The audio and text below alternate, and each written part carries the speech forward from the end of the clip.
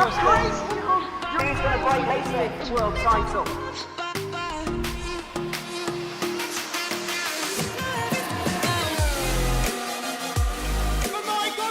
Oh, he's done it! And look at these two go! He's going to do it! His first victory!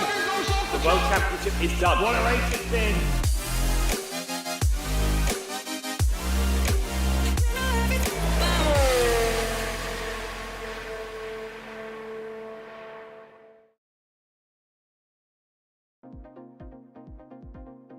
Good evening, ladies and gentlemen, and welcome into the second half of the 2023 Formula SimRacing World Championship. We are here in Italy for this season's San Marino GP at the twists and turns of the Autodromo Enzo E. Dino Ferrari. Three-time Formula SimRacing World Champion Jurnej Simicic's lead in the title cut down to just 7 points by Ferrari's Dennis Jordan on his run of 2 consecutive wins. Today should be fireworks in the fight for glory, and to talk you through all of the action here today will be myself, Zach Sweeney, Cameron Rodger alongside me in the commentary booth, and Daniel Costello pushing the buttons production side. Cam, it must be said, you know, the first half of this season is in the books. We're in for that fight for the title. Yes, now the run, of course, to Brazil and the final race of the season in October. So still a few races to go, but it's certainly heating up. As you say, just 7 points between Jurnej Simicic, who started out the season strong, struggled a bit last race, but then Dennis Jordan is coming for the glory as well. It's going to be really close in the midfield pack. We've got Colin Spork, who struggled in the first part of the season. He's down in 8th place, but with a second position last time out. He's coming back strong as well. So I think it's really going to heat up as the season progresses. Yeah, of course. And just to talk about the venue, we're here today, of course, Imola. It's tight, it's twisty, very little margin for error, which means that consistency today can probably going to reign supreme, because keeping it on track is first and foremost the most important thing. Yeah, I think in such a short season, it's even more important, and that's something that we've seen actually with how Jurnej is leading the championship, because even though Dennis has got 2 wins and Jurnej has 1, Jurnej is, of course, leading with those 2 second places. So he's had 3 either first or second places, which is always a very good omen to be having a very close season. Yeah, let's take a look actually at the season that we've had so far and the season that we've got to come. Of course, we started all the way back in Bahrain, and we've been to Spain, Canada, Silverstone. We're here today in Imola on the 6th of August. A couple of weeks will see us to the legendary Circuit de Spa-Francorchamps before we go for that legendary 3 Monza, Suzuka and Sao Paulo to round off the slightly awkward 9 race season, but I think it's the perfect length in terms of a championship, Cam. It's not too short so much so that it's over too quickly, but it's not too long so much so that the action is bouncing from round to round. Yeah, it keeps the tension going as well, because you can't make a mistake in this championship. We already saw that even last year when we had 10 races. Dennis Jordan had a couple of bad races, and that really is what took him out of that battle with Alex and Colin last year. Indeed so. And, well, we've been talking about that fight for the title. Let's take a quick look as to how things rack up. As we say, Jurnej Simicic on his run of consistency after a year out in 2022 sees him top the standings with 95. Dennis Jordan, though, on his fight for glory, only 7 points back on 88. Jake Dennehan, after taking his first win, has been on a consistent run inside the top 10 to round off the top 3. The newly crowned Formula E Accelerate champion David Mrozek rounds off the top 4 with Adam Maguire for RHE. A couple of poor rounds maybe over the last couple, but RHG still 5 and 6. Alex Siebel, reigning champion Colin Spork struggling in 8th with Petter Burlak and Yannick Bock, the top 10. Moments away from getting ourselves into qualifying, Cam, and well, around a circuit like Imola, how important is that track position going to be? I think it's going to be fairly important, but we do have actually perfect time with this massively long front straightaway with DRS down it, the only DRS zone on this track this year around. You can definitely make some overtakes, but of course the rest of the track is all about these chicanes, these medium speed corners where you're really going to need the car underneath you. So do expect some overtakes still, especially coming into this hairpin that we're coming up to now. Tosa, as Dennehan there really is just sliding Van Vukas, I should say, was sliding all over the track. Yeah, so you've got to make sure that the car is under wraps because tyre temperature has already proven to be of such vital importance. And because we're in the warmth of Italy, you can see there the track temp 37 degrees Celsius. Cam, of course, we've had Academy and Pro already, and it seems that keeping the tyres in check was the first step in really maintaining that longevity of the stint. And in all fairness, the season so far as well, the way that we've seen the tyre temps and things, if you get them out of line ever so slightly, it's so hard to bring them back into that operable window. So even in qualifying, it's all about being as smooth as possible. Absolutely. It's really about the pressures more than anything with these tyres, but of course the temperature is what affects that, and how you overheat them is then very difficult to then bring the pressures back down because you can't underdrive the car. You have to still go.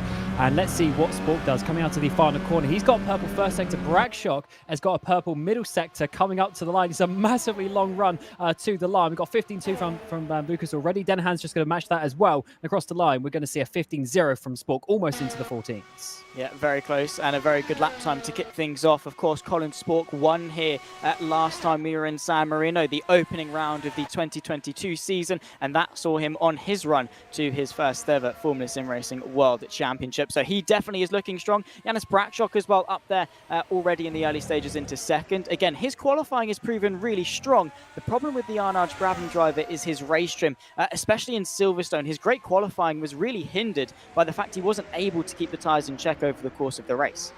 Yeah, he went for an interesting strategy as well. So you got to get the strategy correct as well as therefore driving your stints correct. So I think we are going to still see 2 stops today.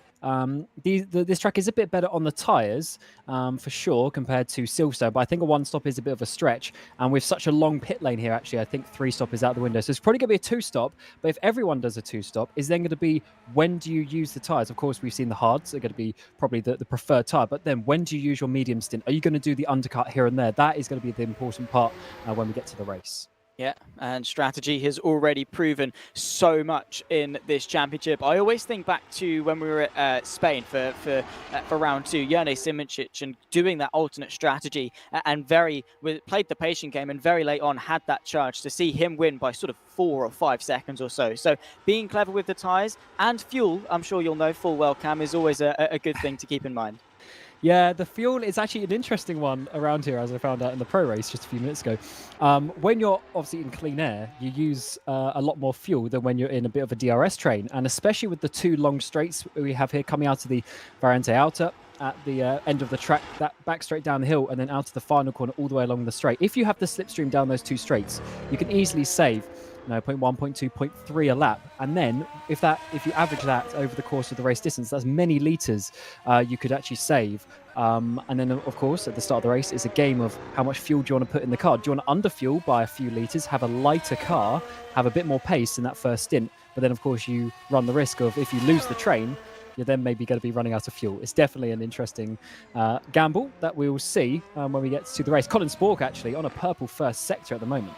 Yeah, that means he's quickest of everyone and improving on his personal best lap time. Look at the speed he's able to carry through the Piratella. Now towards Acqua Minerale, one of the most committed corners on the circuit. You're turning whilst braking as well. Bit of a twitch on the exit, but we'll see what he can do to the second sector and see if maybe he can be the first into the 14s. A white middle sector slower than his PB, but that doesn't necessarily mean the lap's over. Oh, No, I think it is, though. He's obviously seen that. And the reason why he's doing that is because you want to have as much... Oh, that is way over the limit there from Brakshock. He was trying to send it for pole position by 2/10 he needs to gain from Colin Spork, but that, unfortunately, has ended in the gravel. Yeah, and again, I suppose the compromise of quali is how hard you push and trying to get a good lap time in. Fortunately for Brakshock, he has already put in a decent lap time. Jake Dennehan, our round 1 winner, up there in 3rd, so seeing a resurgence potentially of pace. But look at how close and competitive this grid is so far. We've got the top 4 separated by just 1/4 of a second, the top 20 by just under 1.3. That's insane levels of competition, and once again proving why these guys are the best.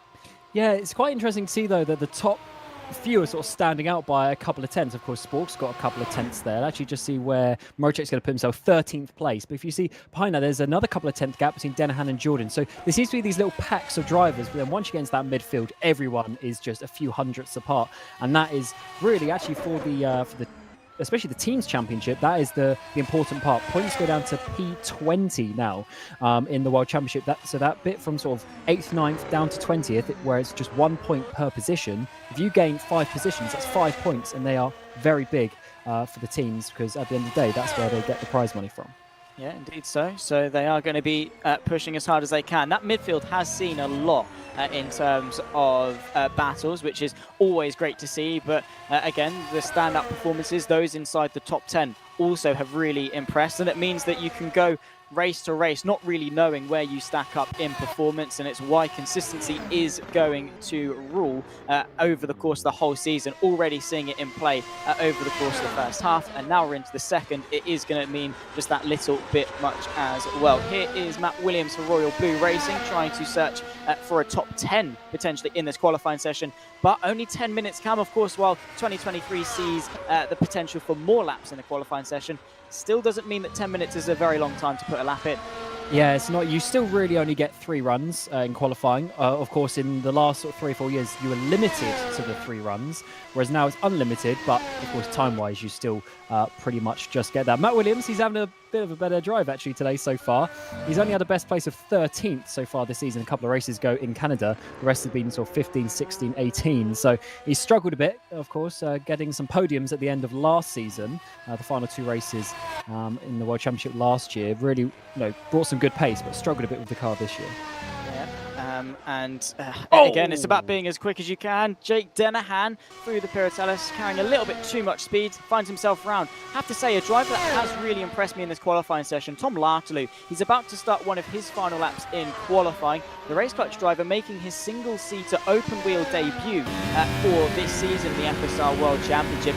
He's had a string of potential, but not quite been able to string together a good result. If he can get a top 3 in qualifying, Cam, that's going to be mega for the Season 15 Virtual Endurance champion, of course, Tom Lartalou. He knows how to do it in that format of driving, and now he's proving his mettle in some good old FSR open wheels. Yeah, I think what we're seeing here is actually what we spoke about last weekend in Zach at the Formula Accelerate Finals in London. Petr Bolek, he was driving now, speaking to him as well, and of course, because he was preparing for that the same way, Rocek, Simoncic, etc. were. They couldn't quite put in as much effort into FSR at that time, whereas his teammates of Lartalou and Sport, because of course Alpine and Race Clutch, they're basically the same team with 2 entries here. They're all teammates. Sport and Lartalou were able to put a lot more effort into this, and I think we're seeing that with a couple of tenths advantage that they've got. No improvement so far this lap from Lartalou, but he's definitely looking fired up for this race, and hopefully he can finally get his season underway. Best result P10 so far. Yes, again, not a bad result, but, he definitely would want more to be able to compete at the top level. Unfortunately, it's not been the best run for him. 3 white sectors means he's not going to be making any improvement. Same too with Colin Spork, not quite able to go quicker into the first sector. Does that mean these drivers are reaching a ceiling too early in qualifying, so much so that these final runs aren't meaning as much to them? I think this is the difference between a banker lap for your first lap to make sure you got one, and then now the drivers are starting to push, and in many ways over push the margin. Although going white in the first sector isn't necessarily bad, because of course it could just be by a few hundredths of a second, and the 0.4 first sector is still massively quicker than some other people. 0.5 in the middle sector as well is about a tenth down maybe on what he would have wanted, but that's still a strong final sector. He might be able to improve just slightly, as Brakshock is now within or just over 1/10 behind. Yeah, unfortunately that's going to bring his qualifying to an end. So a front row potentially for Janis Brakshock, looking to add another to his tally of the season. Colin Spork not opting to finish his lap, so unfortunately we probably won't see any drivers. Big slide from Jone Simoncic out of Variante Alta after 2 green sectors. A good improvement from Jone Simoncic. Again, another driver competing in that Formula E Accelerate Championship. Put a lot of time, a lot of effort into it, and now is trying to impress and extend his championship lead in the FSR World Championship. At the moment in 5th, but again, as Cam said, pushing a bit too hard maybe on his final run. Across the line, Jan Grankvist up to 5th. Can Jone Simoncic top it and move his way up a little bit further across the timing line? Has that slide cost him? Not by a hell of a lot, because he's managed to get himself onto that second row. Yeah, a great lap there by Jone at the end to get that P4. As you say, the championship is, of course, important for him, and his rivals are all around him. He's got Dennehan in behind. He's 3rd in the championship. Dennis Jordan now 3 places back. He's 2nd in the championship, so definitely important for Jone to beat his rivals. very indeed. And again, Jene Simičić, he's good in qualifying, don't get me wrong, but he's always been a racing driver. So the fact that he's managed to get P4 at Imola now means that potentially he's starting further forward, which again is going to help the fact that he is a racing driver, and the consistency could see him maybe onto the podium, maybe for a win. After qualifying, let's run you through the top 10 in the grid order for today's race here in Imola. I can tell you for free, it was Colin Spork, Janis Brakshock, Tom Lartu and Jene Simičić, the top 4. Fantastically close qualifying between those 4, only a quarter of a second able to separate them. A little bit further down, of course, Jake Dennehan rounds off the top 5. Jan Grankvist will join him on row 3. The 2 Ferraris of Dennis Jordan and Alex Siebel round off the 4th row, and looking for more potentially Scuderia at Ferrari. David Moracek, Formula E champion, and Michi Hoyer make it in all burst eSport. 5th row, Peter Burlak, Matt Williams 11th and 12th. Just behind that, again, incredibly close this order. Mika Hakimi, Zolk Zhuk, Robin Panzer and Kostas Van Bucas round off row 8 for NX27. And then, a very extensive grid, it must be said, all the way down to sort of P30 and of the lot. Yannick Bock, Cosmo Prosciutto, Mark Schluter and Valeriano round off the top 20. We'll let the rest of the grid funnel their way through because, as I say, we have got a huge field. But Cam, very impressive qualifying, and I think we're in for a fantastic race as well. Yeah, we certainly are. A few drivers, interestingly to see lower down. Yannick Bock, of course, got his first podium last race. He's obviously quite a way down there. Interesting to see, though, some other drivers doing well. Williams having a bit of a better day up the front. We're also seeing Grank and Dennehan up there. So it's definitely, in some ways flip-flopped, and in some ways a normal grid. There's definitely a few drivers in there. I'm really looking forward to see how we are going to obviously have this race. 63 laps, remember. We're looking at somewhere in the region of, at least on the limit of the tyres, we're somewhere in the region of 30 laps for the hards, and then maybe 20 or just over, maybe 22, 23 for the mediums. So it is a bit of a stretch for that one stop, but therefore there's going to be about a 5, maybe 6, 7 lap window where you can get sort of the overcut or undercut at each of the pit stops for a 2-stop, and that is going to be the bit that we see is going to be very important. Interestingly here, Jene Simičić on the medium tyres in the warm-up session. We generally see people on the hards at the start of the race. Yeah, but Jene Simičić has always been one to do something a little bit different to get that edge over his rivals. Again, as I say, the likes of Canada and Spain most notably. He always tried to do something a little bit different. Maybe because he's qualified so well, Cam, the fact that he's in a really good position on the second row, wanting to make the most of the initial stages and work his way forward quite quickly. Yeah, I think, okay. Tyres updated. Now he's on the hards. He's on the hards. So maybe he is going to be starting the cars. But either way, we'll continue the conversation because I think the strategy is going to be the important bit. And working your way through the field is very important. One thing I noticed in the pro race earlier, when you have these tyres like we have now, where the stints are quite long, even on a 2-stop, you still need to do an average of 21 laps a stint for the 63 laps. And when you have that longevity, if you can keep the tyres in a better condition and in that last 5, 6, 7 laps, your pace doesn't drop off. Your pace just stays the same as the fuel load goes down. You keep the same pace. That is what you want to do. That's keeping the tyres in check. If in those last 5 laps, your pace starts going off by, a tenth or 2 every lap, and then, by the end of the stint, you're a second off your time, then that is going to be very important because those few seconds around the pit stop window, I think, is really going to be where this race is won or lost. Especially because of how close this field is. Again, only just over a second covering the top 20 in qualifying. Yes, there's going to be field spread over the course of the race, but with how competitive it is, those 1-2 seconds in the pit stop, even half a second at some point, can really make a huge difference. So as we talk the tale of the 63 laps here in Imola, it will definitely be a very interesting display of racing action. But it is nice to see Colin Spork up there once again, and hopefully can maybe spark something to reignite this championship of his, because initially it's been quite a slow start for the Alpine driver. Yeah, he's had an interesting season. P11 in Bahrain, nothing too special, but then I don't remember Alpine/Race Clutch being overly fast in WC in general, so maybe they hadn't quite worked out the car. Then he got it sorted a bit in Spain. They had Peter Burlak and Spork there. A nice battle at the end, 4th and 5th. Then Canada, of course, he crashed on only the second lap of the race coming into turn 1. So we didn't get to see what he could do there. And then second place last him out. So he's had these really extremes so far, but looking like it, he's done the practice. He seems hyped up. I saw his post on Instagram. He definitely looks like he's ready for the challenge today. And with that little bit of an advantage he had in qualifying as well, is that going to translate to the race pace? Yeah, well, 1 lap in qualifying is definitely a lot different to 63 over the course of the full race distance, but if anyone can do it, Colin Sport can, and of course knowing that he won here last time out, definitely going to fill him with confidence, and maybe knowing as well, of course, you know, these guys aren't stupid, they can see on social media, they know what each other have been up to, so perhaps knowing that some of his biggest rivals have maybe come into this race underprepared. I was talking to Davin Rocek as well, he literally said not expecting too much from today due to that under preparation. Just not only does it go to show how important that practice time is, doing those race sims, those quali sims, is to these drivers, but it also means that the advantage could definitely firmly be in that top three's hands of Sport, Bradshaw and Lartaloo. Yeah, I was just speaking with Ricardo Costa, who used to drive in the World Championship a couple of years ago, and he was obviously speaking about Mitchie, you know, slightly being off the, of course he's 10th place, so he's not massively on the pace, but when you're speaking of those final couple of tenths, you really need the confidence in that car. So those extra 100 or 200 laps of practice that you might get from another few sessions is very, very important when you're at this level where the margins are so small. So yeah, you can very easily go from one race, you know, being leading and then the next being in 10th place, because if there's only 2 tenths margin between those positions and then you're missing those tenths because you're not quite confident in the car, then that can always be quite a big factor of how your race goes. Yeah, and obviously on this formation lap, talking of preparation, you know, this is the final stage of it. How do these drivers properly use, you know, this one more tour around the circuit before that adrenaline spikes?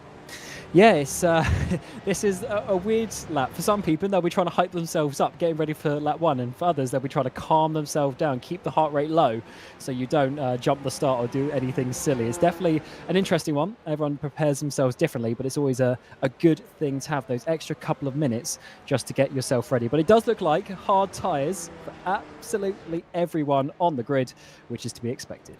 Yeah, well, pretty uniform, but that doesn't mean there's not going to be any variety in the strategy in this race. As Cam said, 4, maybe 5 lap window for you to come in onto that 2-stop. Is it going to be 2 medium stints? Is it going to be 2 hard stints over the course of the 63 laps? Waiting for Moynier at the back of the field to take to his grid slot. He'll be joined by Danny Vandeney on the back 14th row of the field. And then we'll be underway for 63 laps of racing action. Cam, very, very quickly, who do you think is coming out on top today? I think Sport's going to run away with it, to be honest. But let's see how this goes. He's got very tough competition behind.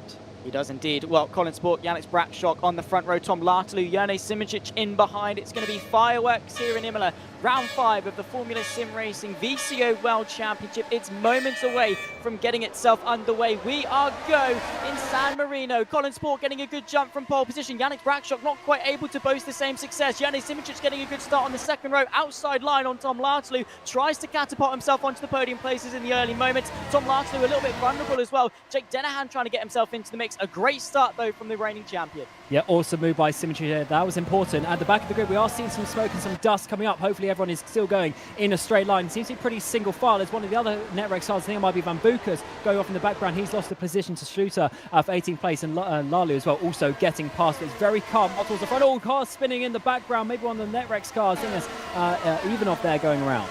Yeah, unfortunately, not quite able to get off to the best of starts, and quite a packed midfield and towards the back end of the field as well. We can see one of the best eSports drivers as well, Damien Scovron, not quite able to get off to the best of starts into Aqua Minerali for the first time. Loc Moynier for Team Iris in a Visceral livery, so he's driving for Team Visceral. It's just showing up as Team Iris on the timing tower. He's down in 24th, trying to make some steady progress through the field, and now it's all bunched up because, again, a lot of Imola is tight and twisty chicanes, which really amplifies that Constantino effect, everyone bunching up, and I suppose that's why we're seeing a lot of carnage in the opening moments. Yeah, it was actually a lot better than what I was expecting, to be honest. So it's so tight, that first sector. Well, I say new, obviously it came in quite a while ago now, 30 years, but the Tamburello chicane hasn't really been widened or anything. It's still very old school, very narrow, especially his braking zone as well. You just get that kink into the braking zone. It's very difficult. As we see, huge dive there. It's that Bok trying to make a position on Zolciuk, but unfortunately not able to do so. And actually, Zux, he's gained a lot of positions from his teammate Callas. They were, I think, side by side or at least close to each other on the grid. And we're starting to see a couple of gaps forming now in the trains. Yeah, we are, which of course is to be expected. Different pockets of battles will start to form. One pocket that I didn't expect to see is Colin Spork already pulling a 2-second give or take margin over Brackshock in these early moments. Doing the best, I think, initially, because we were talking about how important that DRS train is going to be. Colin Spork wants absolutely no part of it.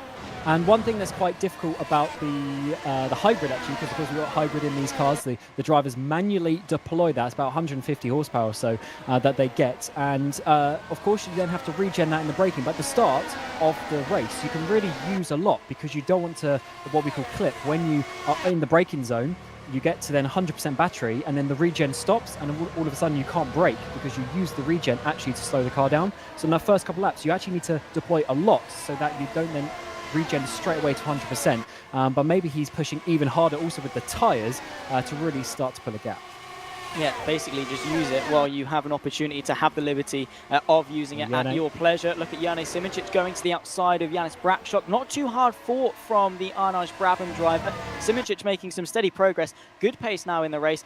And I suppose Brackshock wants to potentially use Simic's pace to get after Colin Spork in the early moments. I would assume so. He wants to try and bridge that, well, maybe not bridge the gap, but at least stop letting Colin just have an easy run of it. We saw this last race as well, Brackshock having amazing qualifying pace, but maybe not the race pace. That could be interesting for lastly Denahan Grank in behind. That's going to be very important. And his teammate for Arnaj Brabham, Mika Hakimi, down here in 13th place. He's also having a pretty strong day so far in behind Matt Williams. Yeah, Miki Hikimi, of course, not quite able to string together a fantastic result, yet to breach the top 10, but sat 13th in a train here at Imola, where strategy is of vital importance. Could definitely have a good chance of doing it here today. Into the Variante Alta, a little bit twitchy on the rear end, but able to bring the car back into the limit, and at the moment is on the back of Matt Williams. Miki Hikimi, of course, a very hyped up driver, very quick driver in his own right, and is going to be searching for that little bit more. We round off lap number 3 now to start lap 4 of 63, and Matt Williams a little bit of a twitch on the exit there. It seems that these drivers to compete in this train do have to push quite close to the limit, even though there is quite a heavy reliance on DRS. And for the middle portion of the circuit, you've really got to push to stay on the back of those in front. Schluter tries to go for the move for 17th. Yeah, I think his teammate as well, just up ahead, got past Jukes. Yeah, that was Yannick Bock up into 14th place. So TX3 making 2 positions at the exact same time. And yeah, you're right, because it's actually difficult to stay close with all the chicanes, but then you have the 2 straights to finish the lap, so all of a sudden you get back in.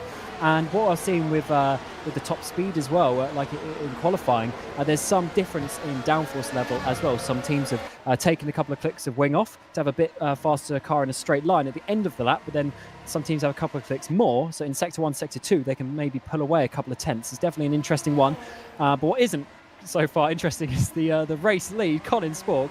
We said he was prepared for this race, and look at this, 4 seconds already from Simic. Simic has pulled out a gap from Lartalu, and I wonder, is there anything going on here, like an extra stop? Is he over pushing, or is this just the pace that he's got? I mean, if he can save while running at this pace, that is absolutely sensational. And honestly, I wouldn't put it past a driver like Colin Spork. Yes, he's young. Yes, he's not got years upon years of experience, but in that very young head, he's got a ton of wisdom, and he's using that in full swing today. Potentially, maybe this is going to come and bite him a little bit later on in the race. Maybe he's asking too much of the tyres too early, maybe like what we saw with Brackshock in the early stages of Silverstone. But if he is able to keep those tyres in check, keep the temperatures and things in a nice window, then he can definitely reap the rewards later on. Once again, Schluter trying to go to the outside of the Valley eSports driver of Valeriano. Schluter for Virtual Drivers by TX3, carving his way through the field. Next up on the list is to get himself onto the back of Robin Panzer in front, because again, DRS is going to be of massive importance. And while yes, the dirty air and things might contribute a little bit to overheating the tyres, if you can save a good bit of fuel, well, then you can definitely push in those later stages of the race. Once again, very close nose to tail stuff here behind Kostas Van Bucas for Netrex. And well, again, there's not really much that you can do in the middle sector, Cam. You just sort of have to wait for that pit straight. Yeah, you certainly do. You can overtake, though, when we start to see a tyre difference. Obviously, everyone's on the same age tyres at the moment, so there won't be too much of a difference. But later in the race, when we start to see hards versus mediums, we start to see older tyres versus newer tyres, you'll definitely be able to see a few overtakes being sneaky up the inside.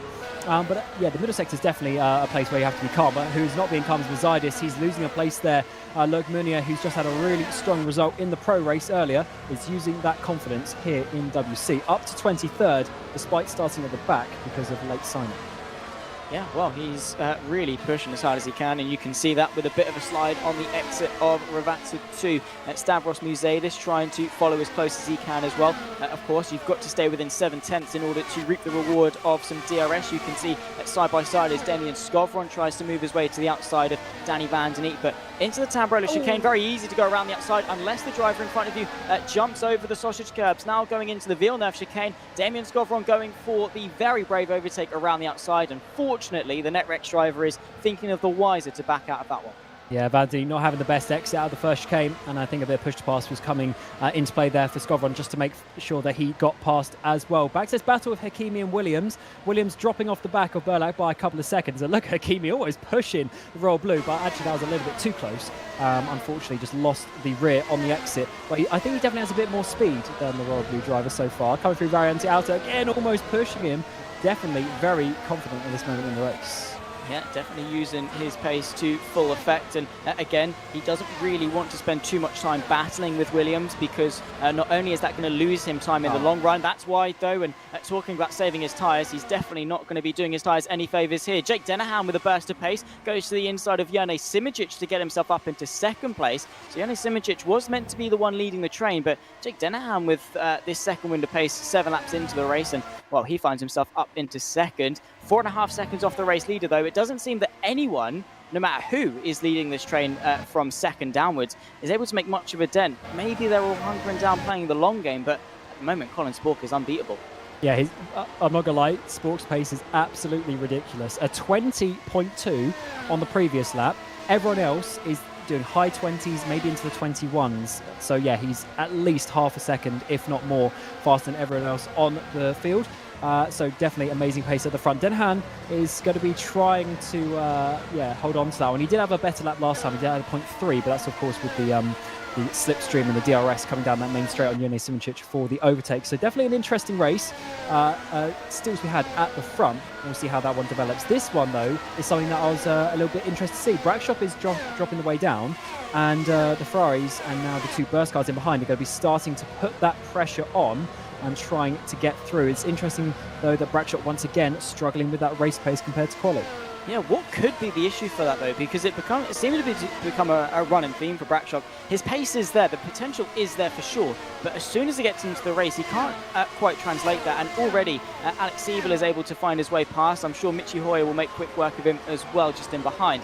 But Brackshot, how as a driver are you going to get better at translating that quali pace into race trim?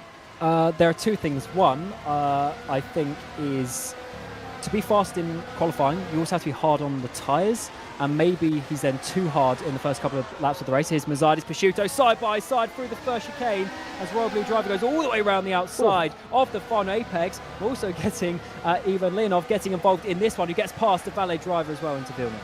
Yeah, beautiful racing between all of these guys. Even though it is only for 26th place, it's great, respectful driving, and just going to show the caliber of drivers that we've got in the World Championship. Stavros Muzeidis making up the tail end of this battle, but still making the most of the fun that is to be in store. And again, just goes to show that no matter where you are on this field, you are still going to have a good fight with someone around you. The good news is that we haven't seen any major incidents in the opening moments, meaning that almost everyone is still relative to their own targets in the race. Yeah, they certainly are. And just to finish that point on Brackshot as well, I think it could be a practice thing as well. He could do a lot more quali laps practice rather than stint running practice. That is always a big thing as well. That's potential, or at least just doing low fuel runs all the time. The drivers here will start with somewhere in the region of 130 litres, getting up towards 100 kilos extra weight in the car, and therefore it handles differently. You're also on the hard tyres compared to the softs in quali, so there's quite a big difference in the pace. We're seeing upwards of 5 seconds difference now, so it's definitely a different car. And if you haven't practiced that, of course, you don't really have the feel for how the car's going to work. Yeah, very twitchy on the rear end are the new generation of Formula Sim racing cars because, yeah, I mean, it's very pointy. The car will turn if you've got the right setup and you can trust it, but that rear end slipping quite a lot. Of course, we were talking with Jone Simoncic and David Mrocek in London, and it does work for them, but even they have said at some points it is quite a difficult car to drive, especially on the tyres, especially when the track temp is so high. And one mistake can almost ruin your stint because, as we say, it's almost that negative feedback loop because, you know, you slip, the tyres overheat, you slip, and then it's just that snowball effect that you really can't escape. It's certainly a difficult one, and especially, yeah, you're right, as a Hoyer there, sliding on next to the final corner. Yeah, it's just the pressures, it seems to be on the rear tyres. Keeping them down is so important. Here comes Michi Hoyer. That's going to be one of the easiest overtakes he'll ever do in his life. Absolutely flying past Bradshaw, and he's got his sister teammate of David Mrocek coming in behind. So Hoyer's actually worked his way past Mrocek in the early parts of the lap, of the race, I should say, and is now trying to go after the Ferrari drivers who are having a pretty calm day, not really moving too far forward, a couple of seconds off Grank up in 5th.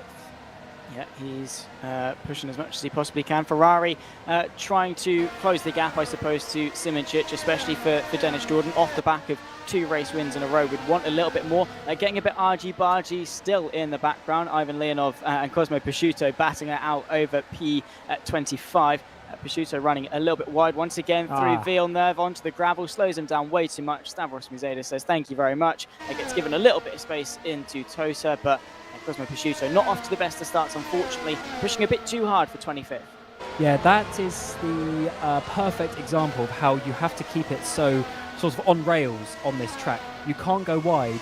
It's a very old school track. You've got either the grass or gravel, or you have these massively harsh curbs. The first one with like the Italian flag on it isn't so bad, but if you go past that onto the actual rumble strip part, yeah, the car just gets absolutely spat out, and you can also easily over push into those first couple of chicanes. Here comes David Mrocek for Burst Esports next to you. He's going to be getting past as well, as in behind there comes the Alpine of Petter Burlag, round the outside maybe into turn 1, but not enough. He gets through on Bradshaw, now down to 11th. Yeah, and look at that, Mrocek vulnerable. Petter Burlak trying to go for the up and under, not quite able to find a way through into Villeneuve, or is he? Maybe a bit of push to pass into the mix, but has to sit back for now. That was definitely very close to a 3-wide moment. I think Petter Burlak thinking the wiser of it. He's managed to get himself into the top 10, and he's got time in this race to play it patiently. There was no need to go for a do-or-die move this early on. Yeah, it's not the place to do it either. As we were mentioning earlier, that sort of little kink into the braking zone of turn 1 makes it so tight and so difficult to have a good opportunity. And as you say, lap 11 of the race, definitely not where you want to do so. That has introduced some gaps with Bradshaw going down. We've seen gaps opening up between Grankvist and Jordan, and then between Siebel and Hoyer, and now between Hoyer and Mrocek as well. So slowly, as Bradshaw's been sort of going down the pack, he's sort of splintered up that front train. So yeah, definitely something that they'll have to catch up a little bit in this second half of the first stint. Yeah, indeed so. A driver that has done a lot of catching up in this first stint. Jake Dennehan has managed to work his way from 5th up now into 2nd place ahead of Jone Simoncic, who I think is quite happy just to sit in the youngsters' DRS, save a bit of fuel potentially, save a bit of his hybrid deployment, and maybe wait for a point later on in the race to pounce. Because Simoncic knows that, you know, 2nd or 3rd at this point, he's not really going to be making many advances for the race lead. So he's better off. Maybe, oh my word, Jone Simoncic. Honestly, I swear to God, I thought that was perpendicular to the track at one point, and he managed to save that. Yeah, that was a huge moment there, and that is exactly why you need to be careful on those exit curbs around this track. It's so difficult. I'm shaking. I'm sure he is as well, and he's got to keep on driving at such a high level to try and keep in that DRS of Dennehan, but with that wobble, he's actually getting very close. Remember, DRS this year is now 0.7 seconds, actually like it was last year as well. We continued that on, so it's a bit shorter than in real life. And also, we now have, this year, we generally have one shorter DRS zone around the tracks. So DRS is a lot less effective. So yeah, to keep in that window is very difficult. And let's see if Jone can do that. Looks like by the end of the lap, he should have just got in again. Yeah, Jone Simoncic is one of the most coolest and most composed drivers I think I've ever seen race. My heart fell when that happened. I cannot imagine how he's feeling. He probably just took a sip of water and carried on with his life, because that's just how Jone Simoncic does things. He's still in the slipstream of Jake Dennehan, but yeah, he knows that second or third, he's not really going to be making many moves for the race lead. So he's better to consolidate and put himself into the best position possible to secure second place as easily as he can, and maybe hope that things go wrong for Colin Sport a little bit later on. Dennis Jordan making some good moves forward. He's now ahead of Jan Grankvist in the Super Venturi and up into the top 5. So whilst Ferrari maybe didn't have the best of qualifyings, I think it was 7th and 8th in the end, and making some steady headway in the race. Yeah, the lack of the last 10th in quali, I think, has hurt their race a little bit. There's one driver running wide there through Piratella, but they're starting to make back those places during the race. They're slowly picking them off, as you say, one by one. First it was Brakshock, and now it's Grankvist for Jordan at least. Let's see how that goes for Siebel as well, but it looks like they've got good pace, and hopefully for them, P4 should be on the cards. Maybe Yerne and Jake up ahead. We'll have to see how the strategy goes, but their race definitely isn't over. They just need to work a little bit harder to get those places back that they lost in qualifying.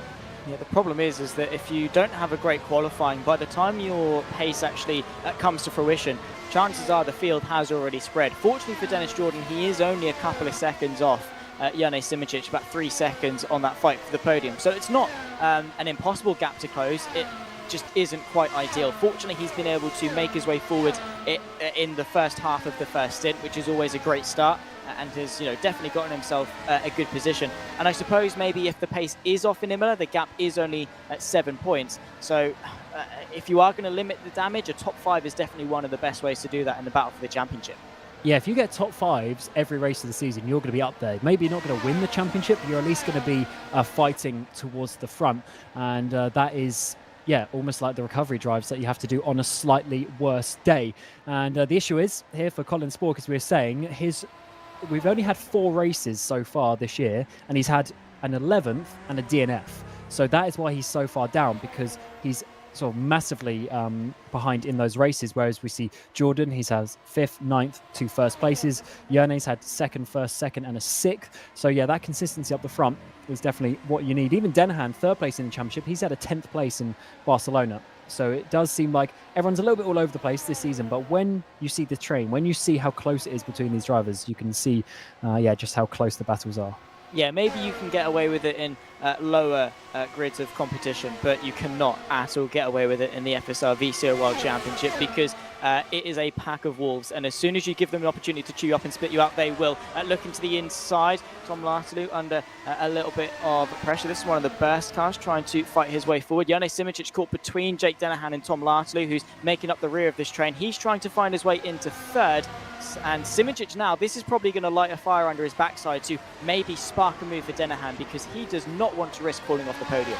Yeah, I'm surprised actually that we haven't seen them pull away. We've even got Dennis Jordan not too far behind, so I think I don't know if he's really slowing down as such, because his pace still isn't terrible, but he's definitely had a bad one last lap. He did a 21.2, whereas some of the drivers behind, like Lartalou, did a 20.5, so that's 7 tenths quicker last lap.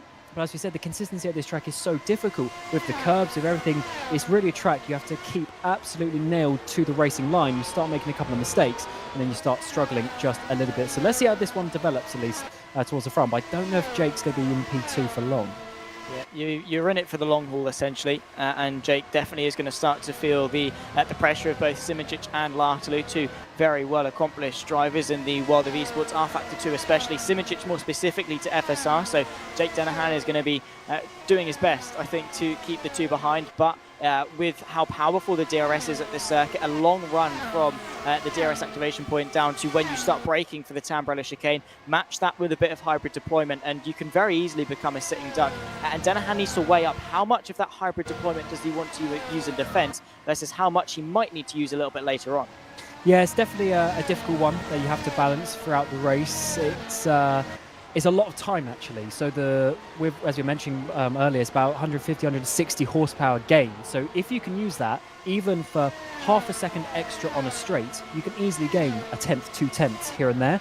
So if you sort of save up a couple of percent compared to the person in front of you, then you can really start to use that, especially later in the stint when your tyres start to wear. You can sort of offset that pace drop with a bit more push to pass. So definitely in the early stages you want to be saving that, but we are quickly getting towards that 20th lap of the race, and once we start getting into the 20s, that's easy 2-stop territory. So I wouldn't be surprised if we start to see some undercuts coming in the not too distant future. And how powerful do you think that undercut is going to be? Of course, tyre deg is very, very important around here. I mean, you can lose a lot of time very quickly, especially if those tyres hit a cliff. As you said in your pro race, I mean, you got right to the limit of the tyres, so much so that on your in-lap they did drop off. So that undercut maybe could be quite powerful, especially in gaining that track position early on. Especially if you use a lot of push to pass on your outlap when you have basically absolutely 100% tyres. I mean, you'll gain 2 seconds if you absolutely rinse your push to pass. If not, if you be a bit conservative, it's still an easy second that you've got in the locker. So it's definitely worth it, especially if you're someone like Lartalu. If he pits first, does a proper hot lap, he might even be able to get Denahan from this position. So that is how powerful it can be. But then, of course, the earlier you pit, you then get towards the cliff earlier and you'll be slower at the end of the next stint. So it is really a trade-off. I'm looking at the two Ferraris of Jordan and Siebel, because if you look at it visually, Jordan isn't that far away from the back of Lartalu at all. Could maybe the Ferraris be one of those to go for the undercut, or are we maybe going to see typical Ferrari fashion, them going slightly longer, getting some clearer air to use their pace to full effect? Because Ferrari, I think, are in a good position to try and do something different with the strategy. Yeah, to be honest, I'm not sure. But with the way that Jordan has been able to catch them, his tyres they're in a good shape. So he can do whatever he wants. He's caught back up, so he can either undercut or overcut. I think he can call the shots for his own race. Of course, it's still a bit too early now, but let's see how that race develops. But it's certainly it's getting very tense and very interesting at that front pack. Everyone's still so close together as, who's that one? The ground effect cars is going off. That's Jukes, as Shooter gets past a little bit further back as well. Yeah, he's able to capitalise on the mistake from Zoltjukes, and of course that does compromise his run, so could see Valeriano make a way past as well. Back to the fight at the front, the fight for second really, because that's what this race has turned itself into being. Colin Spork running away with things out in front, and Jake Denahan, Janis Simičić, Tom Lartalu are now fighting for the next best place, essentially. Can confirm Valeriano was able to find his way past Zooks in that fight for 18th, picking himself up an extra point. And we were talking about that in qualifying, Cam. If you can just pick up 1 or 2 extra points in that midfield, you can really do yourself a lot of favours, because when you get to that point in the championship, the gaps are incredibly close. Yeah, they certainly are, and especially, for instance, like 7th place in the Constructors' Championship, 49 points, Arnage Brabham. In behind, Super Venturi, 48 points, just 1 point behind. Then we have Burst eSports Simplexity, they're on 41, Race Clutch 38. So there's literally 11 points separating those 4 teams, and that's really just 11 positions between now and Brazil. So every single position is going to count when you're a bit further down. We had a crash a bit lower down. Is that even Leonov? I think it is for Netrex. He's gone, but up towards the front here. Janis Simičić back into 2nd place. He is. He moves his way to the inside of Jake Denahan. Bit of a twitch on the exit from the pre-season race winner, and of course the FSR Pro Stock Car champion of 2022. He's now fighting, of course, with the 3-time Formula SimRacing world champion. So Jake Denahan rising to levels above his previous ability in SimRacing, and has really taken that exponential climb. I mean, towards the back end of 2022, he just turned into someone different, really, Jake Denahan, and it's been really nice to see him consistently fighting towards the sharp end this year. Yeah, that season with Edge last year in the World Championship has been a big help for him, and as you say, won the Stock Car Championship that FSR ran at the back end of 22. He won the pre-season championship back in sort of January, February time in 23, and then he's started the season very strong here as well. But of course, he's battling some top drivers. The 2 drivers ahead of him, they've got 4 championships between them, between Simičić and Spork. And then, of course, we've got Lartalu behind, who's a very fast driver, teammate of Spork as well, of course, who have the same setup, the same information. And then behind them, the 2 Ferrari drivers, who have, of course, always been up towards the front in FSR. So he's got big drivers around him, but Denahan is holding on to them. Yeah, he's doing a really good job of rising to that pressure. And I suppose if you want to compete, you cannot let the other drivers and their accolades scare you. You have to be confident in your own ability and say, yeah, I'm fighting with these guys. I'm good enough to be here. You can't let that, I suppose, that imposter syndrome take over and just be scared by the fact it's Colin Spork, Janis Simičić, Lartalu and Jordan all around you. You have to say, nah, mate, I'm Jake Denahan. I'm myself, and I am definitely good enough for fighting with these guys. And so far this season, he's proven to do that, obviously with that late overtake in Bahrain versus Janis Simičić to take the win. His first ever win and his first ever top top 10 finish in the World Championship as well. And since he hasn't dropped out of it, he was close in Barcelona, finishing 10th, but since has firmly been in there and searching to get himself back onto the podium, which is definitely a very realistic target to aim for. Oh, absolutely. It's so close. Any of these drivers are still in for this second place. I mean, even Siebel in the background is really in for a shout for a podium if he does a bit of strategy. Unfortunately for him, he lost that DRS and that slipstream from Jordan, so he's going to be struggling just a little bit with that. And I would say now, this Ferrari driver that we're on board with, Jordan, he's just going to be sitting there comfortably as it stands. On to lap 21, we're going to be going now. So a third of the race done at the end of this next lap coming. And we're already in a pretty tasty situation of how the strategy is unfolding. Is that Latu going a bit closer? Yes, it is. Going in towards turn one, side by side between the two. Jake Denhan's going to be pushed onto the gravel. Latu spins. Round, and Dennis Jordan picks up the scraps. Jake Dennehan's able to carry on, pointing the right way. Absolute heartbreak for Tom Lartley, who was looking for his best result of the season so far, potentially able to get himself onto the podium. Is he stranded on the curb? No. He's waiting for an opportunity to come back. Oh my word. Nearly into his teammate of all people can. Yeah, he was racing for the perfect time to almost ruin his teammate's race as well, it seems like. But to be honest, that was a very difficult situation. So it's actually a very fast chicane in that turn one. It's still sort of fourth gear. It's not a second gear little, tight and twisty thing. It's definitely very fast. And he was at such an awkward moment. He was only just off the racing line. And yeah, unfortunately, going side by side with Denhan into that first braking zone. Denhan looked like he was actually pushed off. It looked like they were side by side. I think Latu just went in a little bit too hot. At least from my first perspective, I don't think Denhan was at fault there. And it's actually worked out pretty well for the drivers behind, though, because now Dennis Jordan is looking at a podium position. He is, and he's looking to maybe still contend with Jane Simičić. I mean, Simičić has just kicked that car into overdrive towards the tail end of this hard stint. So, yeah, he's looking to have some good pace in the tyres. But look for Dennis Jordan. He is going to pull to the left-hand side. Before even DRS is activated, he gets himself ahead of Jake Dennehan onto the podium. And, of course, we were saying that Jordan might have some good tyre life left in reserve. Maybe he could use that to chase after his championship rival and potentially get himself into second place. But you have to say, that is heartbreak for Laszlo. He did go in a little bit too hot, but I think the sausage curbs and the nature of that first chicane, as you say, quite high speed, fourth gear, it's difficult to go for a move there unless you're already convincingly ahead, and, well, things happen, unfortunately. Yeah, and it's quite a short little flick between the two chicanes. It's not, for instance, like the final corner at Silverstone is a chicane, but the apexes are quite far away from each other. So you sort of turn into one, put the wheel straight, and then turn into the other. This one is a little flick left-right. So it's very difficult to leave the space on the outside because there isn't much space actually between the apexes. So if you're going a little bit too hot, then of course you just get sent over the anti-cuts, and there's some big anti-cuts on the inside of that second apex as well. So Denhan actually did well to pretty much save his race. Unfortunately, of course, he's lost a place to Jordan, but at least he's still going and he's not way down the order like we're seeing with Lartaby. Yeah. Again, it is just really unfortunate. Colin Spork into the pit lane, by the way. He's going to kickstart the first round of pit stops. And relatively early, Simičić, Jordan, Siebel, pretty much everyone inside the top 10, apart from Jake Dennehan, are continuing on in this race. So maybe Colin Spork using a little bit too much of his tyres in that first stint. But in doing so, yes, he might lose 1 or 2 laps in terms of the tyre drop-off. But he's been able to build himself nearly a 10-second margin that he can use to play with, that he can then use in tyre conservation as well. However, coming out in traffic, probably not the best thing. This is an interesting one for the strategy. Maybe he was hoping to get out in that gap ahead of Panzer.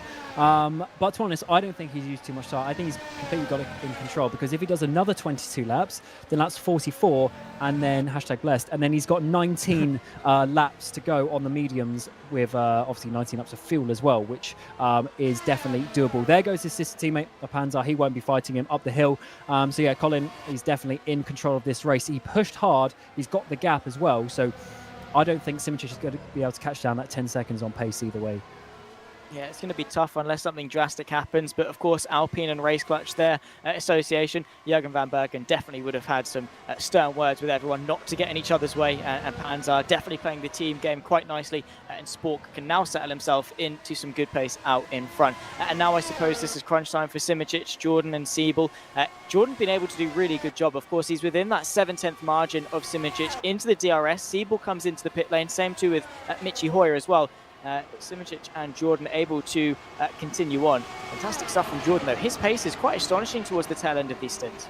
Yeah, it is, and this could actually work out quite nicely for the likes of Hoyer and Siebel. They're going to be undercutting Jordan and Simičić, and if they start fighting, they're going to be losing some time, and they might be able to get right up to that gap. So definitely a very interesting one now, as Jordan, he sat there in 7th position for so long, just slowly worked his way up one by one, is taking the opportunities as they've come, and we've seen this. He's a very smart driver, of course, Simičić is as well, we know that. But Jordan, he's playing a very smart race, and he's looking very good. Now let's see how it comes between him and, of course, Simičić right in front of him now. Yeah, Jordan is going to be looking at that and thinking, how well can I close this 7-point deficit in the championship? Jordan has been probably one of the only other drivers to match Simičić's level of consistency. And, well, he's just risen to the level. Davin Rocek and Jan Grankvist have all done a really good job as well in this race, specifically in keeping the longevity in the tyres. And once again, oh, no, Simičić leaving it very late, but does come into the pit lane on this lap. Now it's crunch time for Jordan, because we've talked about how powerful that undercut is. He's got to make sure he nails this in lap. Yeah, that makes sense for Simičić, to be honest, because we're easy in reach now to the end. On lap 25, he does another 25 lap stint. That's only 13 on the mediums at the end. So definitely well in the pit stop window now, as of course we're seeing the drivers continue out there. We've got Jordan, Mocek, Grankvist and Brakshock still ahead of Colin Spork. A bit further down, here is Jake Dennehan. Let's see what the gap is going to be with Jone Simičić. Definitely a bit of a closer gap in behind, actually. Simičić has kept that position from Dennehan, but the gap behind with Siebel and Hoyer is definitely getting closer. Now they're being held up in traffic too. Yeah, that's definitely not going to be great. He's going to be hoping that Zooks and Lalu get out the way quite quickly, but they're in their own separate battle as well for 7th. Simičić is just going to have to play the patient game and not get involved in anything. But I suppose this is what Dennehan and Siebel can do in order to close the gap. And Jordan is going to be loving this, because if Simičić continues to get slowed down, if Jordan can settle in just ahead of this battle, he's going to be laughing when he gets into the pit lane. I remind you, 2 races ago, big moment there for Simičić, who's really, to be honest, I don't know why Zooks is fighting it so hard, but Simičić as well is also not quite getting the run that he needs, and Dennehan's all over the back. But remember Canada a couple of races ago, Dennis did the exact same thing. He stayed out 1 or 2 laps longer, and he jumped to, on that occasion, the race lead. Here, it might be to 2nd place. Here comes Dennehan, though. He'll be getting a run down the front straight away. But look for Dennis Jordan, I should say, and Davin Rocek into the pit lane. It's going to be a race against time. It's quite a short pit lane here at Imola as well. So Jone Simičić at the final corner, a bit of a shake. He's got to be careful of Jake Dennehan in the background as well. So a lot of things on the 3-time champion's minds. Zooks still unable to get himself out the way. There we go, Jone Simičić pulling to the outside, but here comes Jake Dennehan as well. There comes the Ferrari out ahead of the pair of them, and so late on the brakes. Jone Simičić nearly into the back end of Jukka-Pekka Lalu. Now the race is on. Dennis Jordan gets himself into a net P2. Oh, Dennis has played the strategy absolutely magic here, as look at Lalu also defending. Simičić needs to try and get past, as Jake Dennehan now is going to be trying to get all over the back of him in towards the hairpin as well. We've got Siebel and now getting on the back of Zooks, and this is going to be Simičić's opportunity up the hill. But Dennis Jordan is absolutely loving this. This is going to be clean air. Here comes Jake Dennehan round the outside, potentially into Piratella. Not quite, but Siebel gets past him behind. Does Jake Dennehan trying to find an avenue through on Jukka-Pekka Lalu into Aqua Minerali. No way through as he shuts the door. Jake Dennehan still without a gap. I do not know why these guys are fighting it so hard, but it's really sparked up the interest at this middle portion of the race into the Variante Alta, and Dennehan's got no avenue through, at least for now. Simičić able to pull a good gap ahead of Lalu and try and chase back down Dennis Jordan, but we have to remind you the DRS gap is not a second, it's 0.7. Simičić just able to get himself back into the mix, but you have to argue, Cam, he's probably used a bit of hybrid deployment to do that. Yeah, he would have wasted an extra 20-odd%. I wouldn't be surprised compared to Jordan on that in that sequence of laps. Here comes Jake Dennehan, though. This has got to be the overtake for Lalu, and I wonder if this is some sort of one-stop effort or something, staying out quite long for those guys, maybe trying to go double soft or double medium towards the end of this race. But of course it has splintered up this top pack, and that is what makes the strategy interesting. And the likes of Simičić there, unfortunately, getting that pit call wrong. Dennis Jordan getting it right, and he's basically in 2nd place now. So he's gone from 7th to 2nd place in pretty much the last 10 racing laps or so. And now it is Michi Hoyer's opportunity to try and get past Lalu. Yeah, it's moments like this that can really change the course of the race. Michi Hoyer still trying to find a way past. You can see Petter Berlak trying to find his way past Zolt as well. Michi Hoyer, again, confident. Best eSport in general, feeling very confident over the course of the last couple of weeks, winning all of their respective championships that they've been racing in. So Michi Hoyer searching for a top 10 on his return after a couple of races out in the World Championship. But again, Jukka-Pekka Laulu proving very difficult to find a way past. Zolt getting a poor run off Ariente Alta. Could invite the Alpine driver Petter Berlak to go for a move into rFactor, and he manages to get himself ahead. But again, with still both of them, Hoyer and Berlak behind Laulu, still going to be a very interesting race between the pair of them to see who gets ahead first. Yeah, I don't really understand this from Laulu and Zook, so to be honest, they are just losing themselves time as well. And if they're two-stopping, it makes absolutely no sense. If they're one-stopping, it makes a little bit more sense, but still, they're just losing time as Berlak and Hoyer both get past Laulu there. So I don't really see. But anyway, it has opened up the gap, and this is now the opportunity for Berlak and Hoyer to chase them back down. Rocek is just in the background as well. He's coming through as well. So certainly it's turn these guys' race around a little bit, because they now need to push extra hard in this middle stint to recover those couple of seconds. Yeah, it just means they're going to have to take more life out of the tyres, and could hamper their final stint as well in a day that tyres are so important. David Rocek trying to find a way past Jukka-Pekka Laulu, but still the Super Venturi driver is a brick wall in his defence. Into Aqua Minerale, I think patience is probably going to be the better course of avenue for these drivers. There's no point pushing too hard through the middle sector to no avail, basically. I think they're probably better off waiting for a DRS zone, but then again, if they do that, they're probably going to lose 2.5 seconds by waiting. But that's probably going to be the easiest way to get the move done. But again, as I say, they're not going to be wanting to wait around. David Rocek definitely not. Down the hill in towards rFactor. He moves his way up into 9th place. But Lalu's now in the DRS. I wouldn't put it past him to try and use a bit of hybrid to get himself back in front.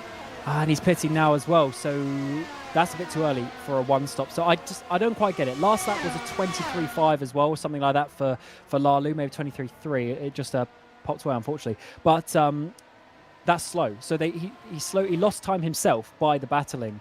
Either way, back towards the front, we're seeing Janos Bragshok in that second place, 7.5 seconds behind Colin Spork. So it actually, with the strategy and stuff, Bragshok isn't looking too terrible as it stands, as Dennis Jordan there is another 7.5 seconds behind.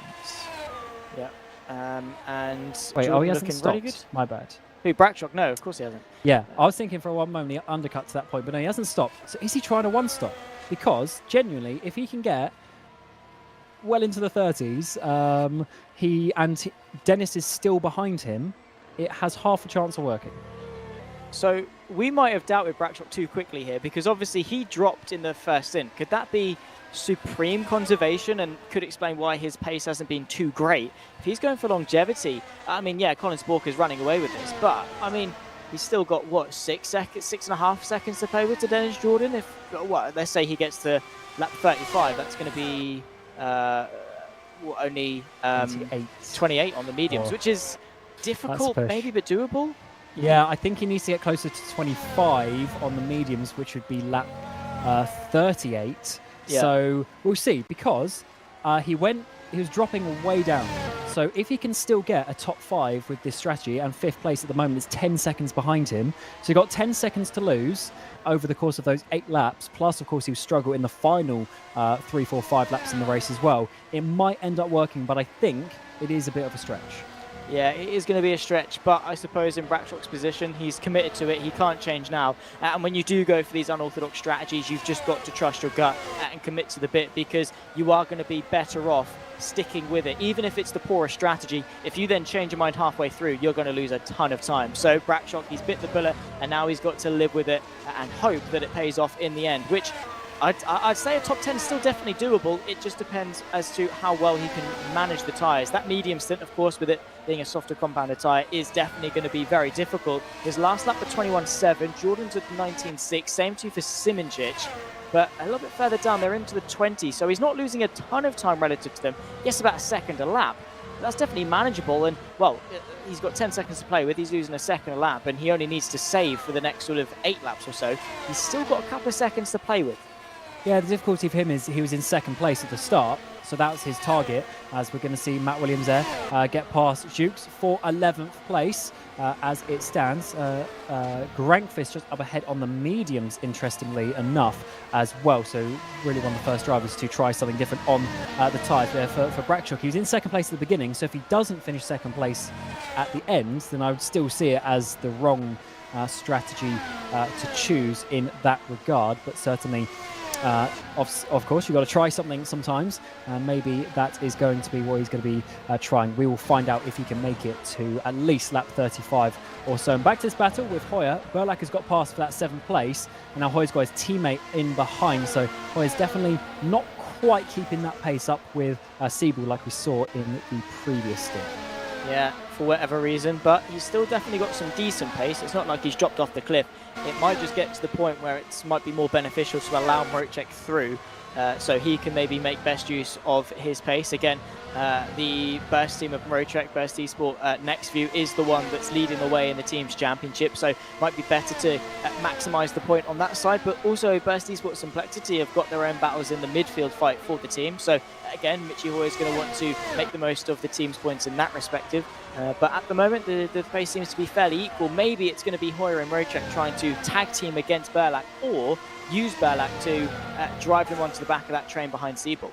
Yeah, at this point they could save a little bit, definitely, in terms of the push to pass, because they can use that DRS to offset the push to pass usage on the lap. But we're definitely seeing Burlak they're pushing quite a lot. So I think either way they need to try and find a way of bridging that gap to Siebel, because then they have half an opportunity to get that what is effectively P4 for Denhan at the moment once Brackshot pits. So definitely there's a difficult part of the race for them. But I'm actually looking back to Brackshot, Dennis has almost caught him. So we're looking at a 2 seconds a lap pace advantage for Dennis at this moment in time. So that's going to be difficult, because once Brackshot loses that place, if he stays out another 5 laps, that's 10 seconds at 2 seconds a lap. Yeah, it's tough again, but it's better now that he sticks with it than to bail off it. So he's made his bed, he's got to line it. Even if he is going to lose 2 seconds lap, I think staying with it is going to be his best bet in maximising his points. So look at how close Jordan is. Doesn't even need the DRS detection point. Simičić is going to use a bit of it as well. Jordan able to get himself ahead of the Arnaj Brabham driver. Simičić still have to sit behind.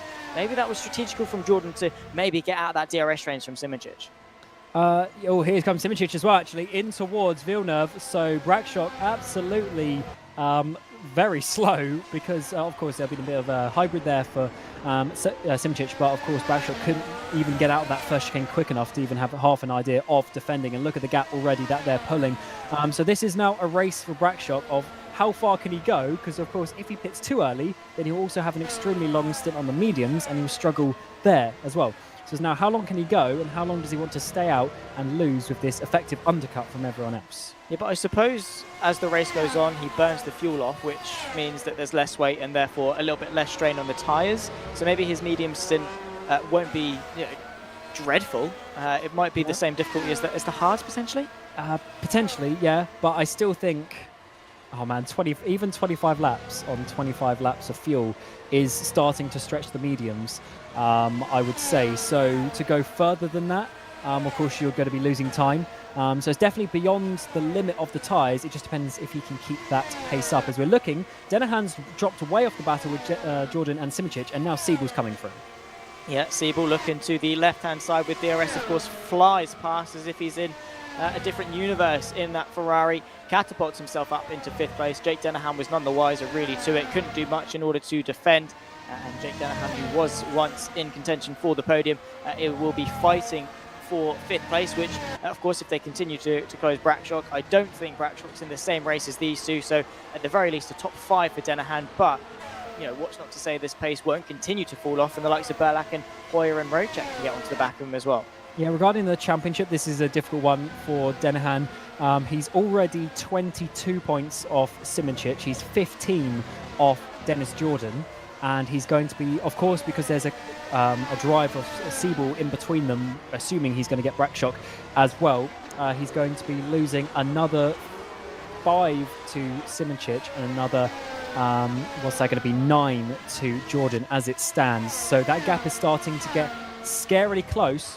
In fact, it is going to be a race win. He's going to be behind Simoncic if it finishes like this. So that's already a big advantage to try and overcome in the final 4 races coming after this.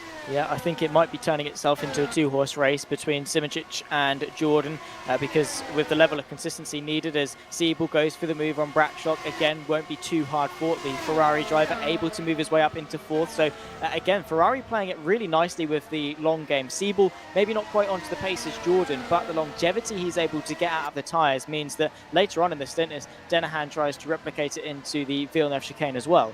You know, Siebel is looking very strong in that Ferrari, same too as Jordan. Ferrari just really good with their strategies in FSR, which, you know, if you look at them in real life, you probably wouldn't say the same. But at least in the virtual world, they're doing pretty decent now. Yeah, absolutely. As I've just noticed, another DNF, Damien Skovron for Burst. He's DNF'd alongside Ivan Leonov and Martin Mergeli, who we saw earlier in the race. So 3 DNFs, leaving 25 left in this race. But I'd still say that is better than I was expecting after the first laps that we saw in the Academy and Pro race earlier. Up the inside is going to be a Piratella for Yannick Bock. He's going to get past Altschutz. He will. Nice job for the virtual drivers by TX3 driver. Yannick Bock moves his way into 13th. Schluter still in 17th, so no major progress for Schluter in 17th. But Bock definitely driving forward, doing a really good job. TX3 having a string of good results recently in rFactor 2 as well. I think also across Sims in ACC, they're not being too bad as well in their sort of endurance side of things. So yeah, TX3 moving up in the world and Yannick Bock moving up into 13th place. The next go of cars to work their way past Janis Brackshock is Petter Berlak. Michi Hoyer going to try and follow him through and was basically just saying, I'm finding my way through. And Michi Hoyer very cleverly just basically leaving his nose on the diffuser of Petter Berlak. Yeah, I don't know if it was quite bum drafting Pedder, but he basically, as you say, he just sat on the diffuser. It was like, you are pulling me along, and we are both getting past Brackshock. That was nice. As that Mochek, yeah, it is up the inside of Brackshock. Brackshock really dropping off now. Lap 36 this is going to be, and I still think he needs another couple of laps on those tyres to also not be in this position quite as bad on the medium stint later on as well. So it's not really working out for him. Because he's now already, he's 10 seconds behind Jordan. So definitely a difficult position for Brackshock to even scrape into potentially even the top 10. Yeah, I mean, Jan Grankvist is only a couple of seconds back on him as well. That'll be the last place in the top 10. Behind that, Matt Williams, fair enough, 5 seconds back on Grankvist. But yeah, with each lap that goes past Brackshock, I think his tyres have just hit a cliff and he's just struggling, crawling to that cut-off point where he might just be able to make it on the mediums. It's going to be a very, very long final part of this race for the Arnage Brabham driver. Back to the fight for 6th though, Michi Hoyer, still in the DRS of Petter Berlak, but still not quite able to find a way past in this race. I mean, again, this long run in towards the first braking zone at Tamburello is long and the DRS does work, but at least for now, Michi Hoyer maybe not using too much in the hybrid deployment, maybe happy just to sit behind. Yeah, I do think they're basically just trying to use Berlak to pull themselves up. I mean, it's just a normal strategy. We saw Jordan doing that in the earlier parts of the stint as well. We saw Denahan doing it back at Bahrain in the final few laps, really saved up in behind Simoncic on that day. So it seems to be the thing with this car is you've got to have your battery at the right level over the course of the race. I mean, realistically, you want to have it as full as you can for the whole race with still being fast, and then you want to use that extra 5% here, 5% there for an overtake, for a defense, something like that. Maybe a little bit extra at the end of your stint to offset the tyres slowing down. So it's definitely, you've got to be smart with how you play with the battery in this car.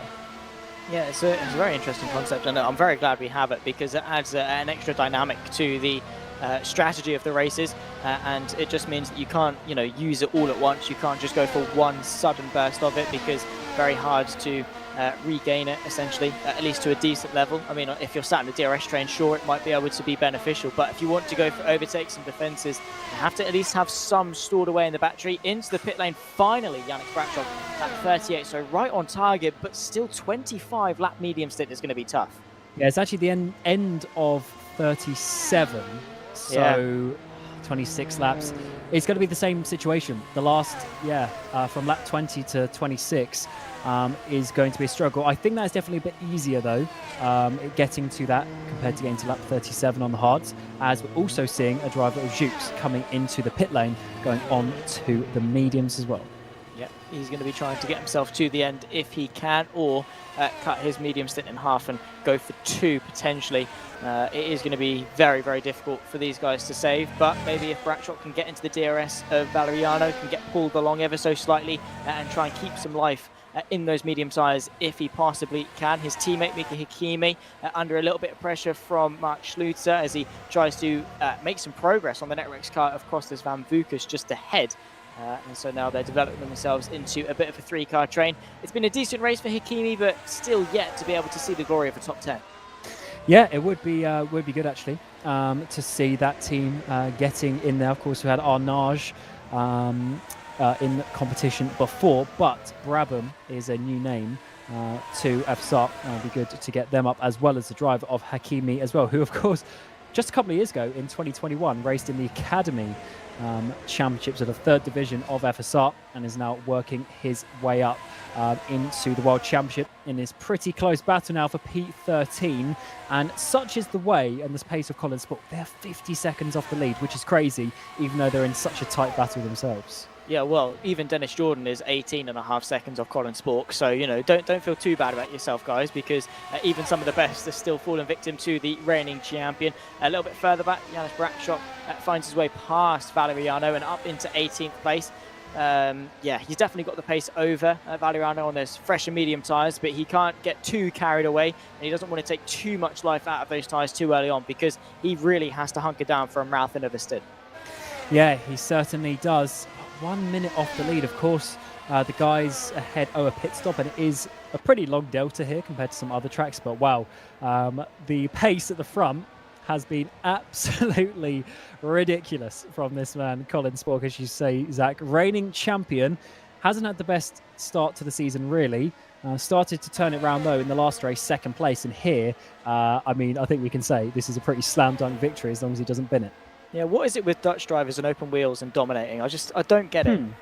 They do something, don't they?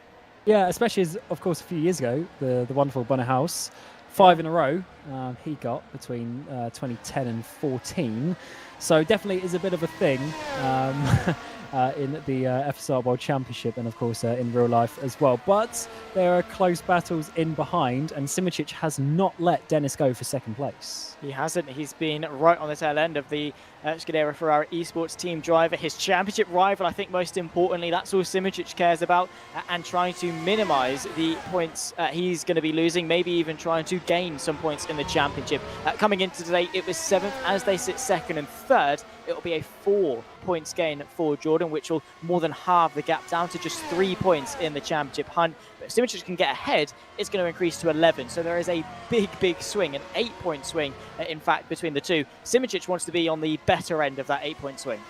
Yeah, you're correct. It's 8-point position, effectively, for Jerne. I just have a feeling that Dennis has got the extra bit of pace today. He sat in behind, obviously not quite nailing the quali as Jerne did, because I was actually going to mention that in the first stint.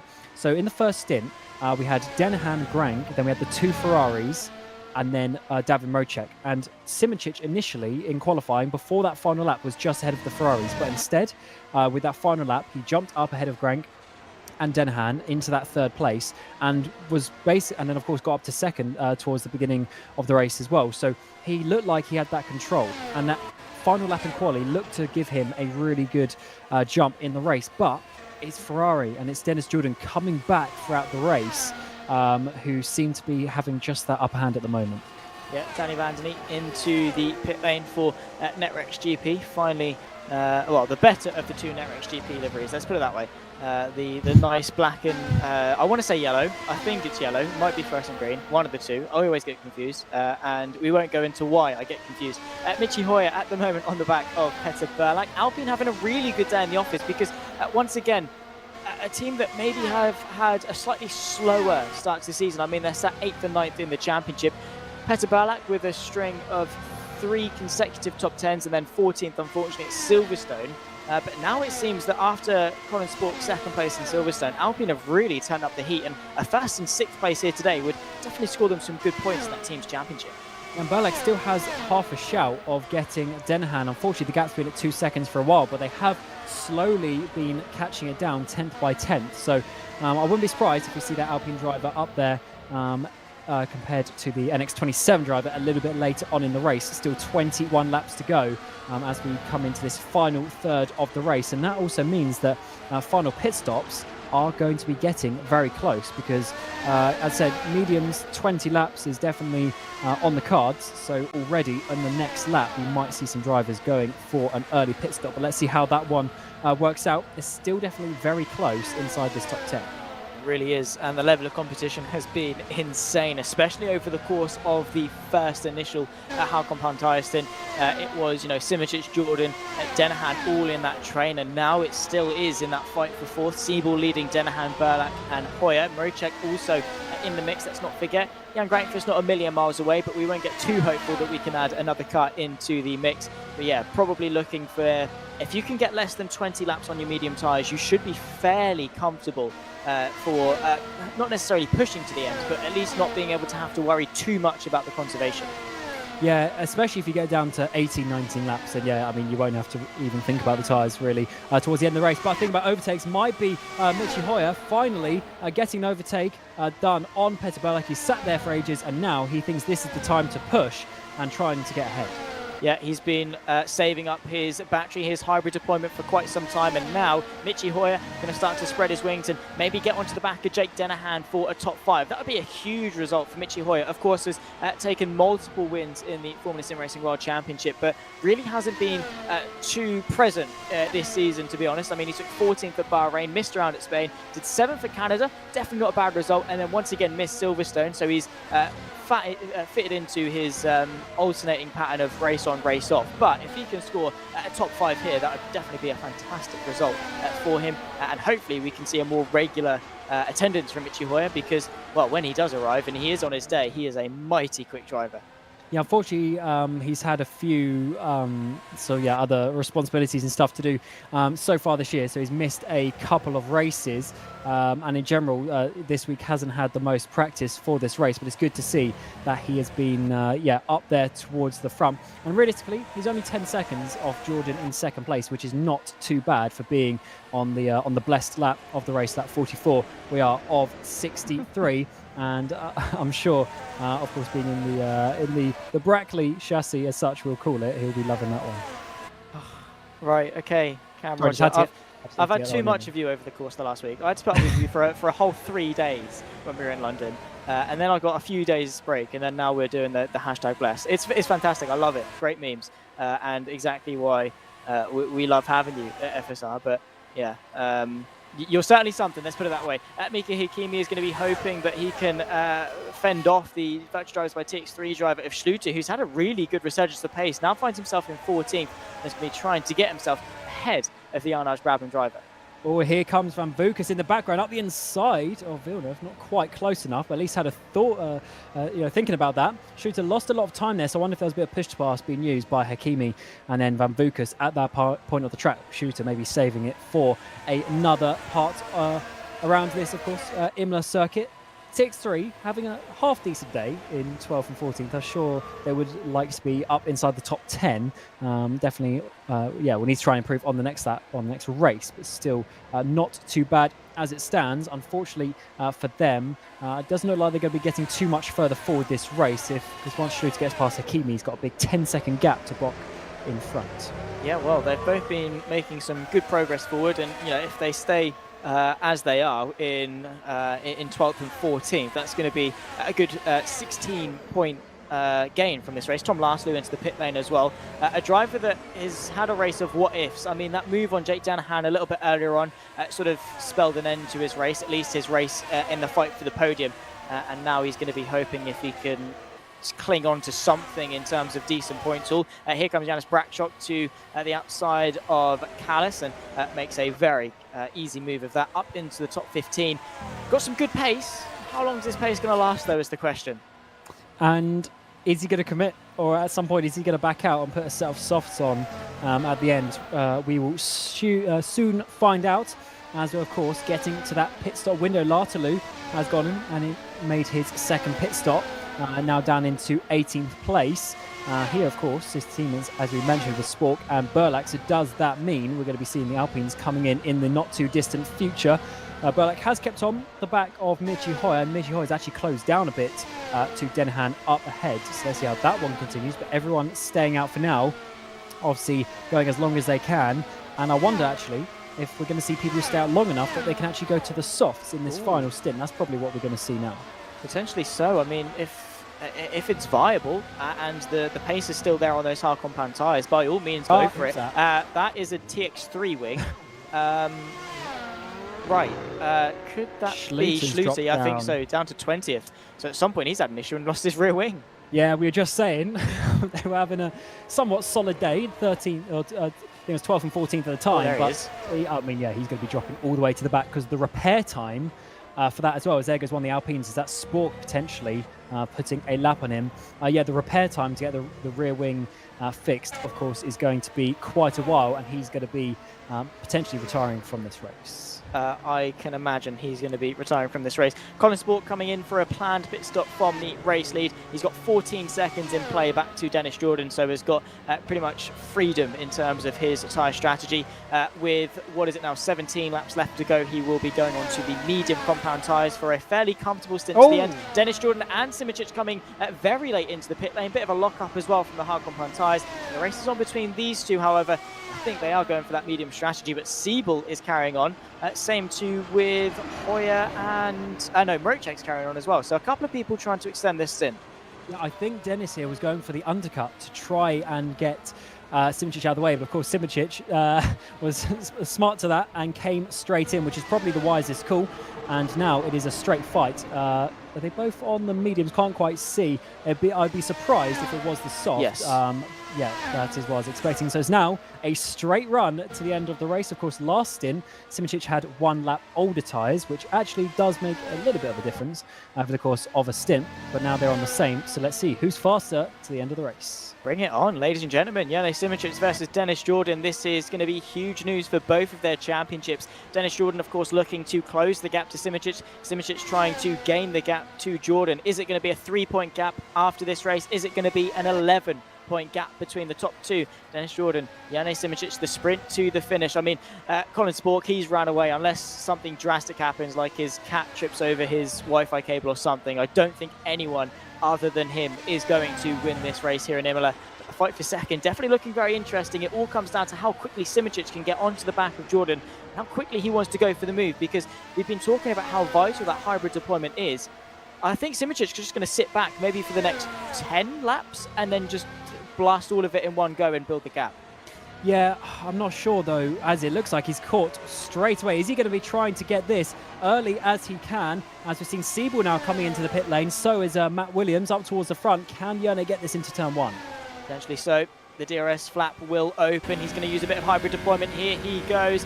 We're right on board with Jake Denahan as he's in a direct fight with Alex Siebel. But into turn number 1, it's Jan Simičić ahead of Dennis Jordan, up into that net P2 and up into championship extending position as well. However, we're only on lap 48. It's a 63 lap race. Dennis Jordan got all the opportunities in the world to launch a counter-attack. I'm surprised by that, I'll tell you what, but maybe Simičić did manage to recoup that battery. We were saying after the first pit stop, he probably lost quite a lot to attacking with the back markers at the time that were ahead of him, and maybe he sat behind Dennis in that middle stint once eventually that worked itself out and probably saved up the battery. So hopefully he's in a good place, because I'm surprised he went to the front so soon, because now Dennis can just sit behind and wait for the final 5 laps. Surely it's going to be interesting battle if Dennis is going to come straight back. Yeah, Simičić is clever though. He definitely knows what he's doing. There's no two ways about that. So if he went for it, he definitely had a good reason to do so. Maybe confident in his pace to break away from that 7/10 margin. Davor Mrocek into the pit lane. He went for the overcut on the people in his train, the likes of Hoyer and Berlak. Hoyer able to get ahead of Petter Berlak as well, and crucially all of them still ahead of Janis Brakšok. Now we go down the pit straight once again. Simičić is going to be under fire from Dennis Jordan potentially. Is the Ferrari driver going to straight away swap positions once again? He goes to the outside. Are we just going to have a cat and mouse game all race long from here to the end? What? Well, that's just some mind games there as well. That is Dennis saying, hey, I'm not hanging around and waiting. I've got some pace as well. So now it's down to Jone. Does he really want to lead this battle? Or now does he have to accept the fate of how the race is going and then sitting behind? It's certainly a very interesting one. Let's come back to this battle. Siebel is now up into that 4th place. Denhan in behind in that 5th, as we saw a bit earlier. But Hoyer and Burlak, they've really caught down on Denhan in that pit stop phase. They have indeed. Hoyer has had a very good burst of pace into 6th place, and well, definitely on the cards is a top 5 for Michi Hoyer, who, well, bit by bit is going to try and close down the gap to Denhan. It's about 9/10 of a second. He needs a couple of tenths more to see him into DRS range, and then it might well be game over for the Netflix driver, because yeah, DRS is so incredibly powerful here at Imola. Yes, it's tight and twisty, and yes, it's a very high downforce orientated circuit, but that DRS zone on the main pitch straight is huge. Couple that with a good bit of hybrid deployment, which we know Hoyer has been able to save up quite effectively over the duration of this race, being behind Petter Burlak. Michi Hoyer, I think, definitely very strong, probably one of the favourites for a top 5. Yeah, he's looking very good as it stands. But of course, we have to see how the tyres work out to the end of the race. Everyone is going to be absolutely flat out, of course, but it's not necessarily the wear that we're looking at, is people overheating them and over pushing, trying to go too fast. That could be the thing that hinders them in the final couple of laps. And unfortunately, Mocek has lost a bit of time in this battle, but he stayed out an extra couple of laps to really push to the end of the race. But everyone pretty much, apart from Danny van der Neet, on the medium tyres now. So it seems like the strategy today was hard medium, at least for everyone apart from Janos Brakschok, who's on that one stop. Yeah, and he's only got a 1.5 second gap back to Jan Grankvist. Beyond that, 2.5 to Tom Lartalou. So hanging on to the top 10 is going to be very, very difficult, I think, for the Arnage Brabham driver. Colin Spork in a race of his own. He's seeing the back marker. I think one of the might be Valerie Arnage is the head. No, it's actually a Visceral livery car. So Nagli obviously retired quite late on. It's of course it's Loic Moynier, because he's showing up as Team Iris but is racing for Visceral. So Colin Spork puts a lap onto P22, and he's just going on for a chilled Sunday drive. It's nice to see Colin Spork back into this frame of mind where he is just on fire, on pace, lap after lap, hitting all those apexes. This is really the form that we saw in 2022. Yeah, the thing that's scary though is he hasn't done an extra pit stop or anything like that. He's just been faster despite pushing, or seemingly pushing, and having the pace compared. Oh, huge crash there with Hakimi, and I think that was Danny van der Neet coming in towards the Variante Outer. Something has happened in that braking zone. The Arnage Brabham has gone over it, and van der Neet spun around, and he's continued with his sister teammate going past. Yeah, that is, well, I have to say they're both should be very thankful that they've been able to continue on in such fashion, because that was quite a high-speed incursion between the two of them. So Danny van der Neet, yeah, is going to be counting as lucky stars that things didn't go wrong. Same too for Mika Hakimi, who, yeah, well, God knows what happened there, because we only caught the tail end of it there, Cam, and, well, anything could happen here at Imola. Yeah, I am surprised to see that, because you don't really go for an overtake into Variante Outer as well. It's a short straight before it, and it's such a tight chicane with the massive anti-cuts there that you can't overtake into it either. You can't really afford going side by side. So a very interesting one how they end up into that position. As it stands, Kimi holding on to a top 15 position. And yeah, the pace has definitely slowed down a bit from this midfield pack. Now over a minute off the lead. And if they're not too careful, they might be just about thinking about being lapped by the end of this race. But I think actually these guys ahead should be okay, but the ones a little bit further back might be under pressure. Yeah, which, to be fair, the entire grid has been under pressure for the entire race. But yeah, only 11 laps left to go in round 5 of the Formula SimRacing VCO World Championship. Back to this fight here for second. Simic dropping off a little bit relative to Dennis Jordan, but I don't think anything to be worried about so much. They've been to and fro for the entirety of the race in terms of exchanging their pace and how much they've got left in the car. So I wouldn't see this as anything to worry about for Simic, more just so Jordan maybe an attempt to get out of the DRS range. Yeah, Simic is staying there though, so I definitely think he's got the pace, but I go back to that mind games. I definitely think Dennis retaking that position one lap later was him showing, mate, I've got the pace, trust me on this one. So I definitely think that's a big battle between these two, and as you say, it looks like it's turning into a two-way battle between these guys.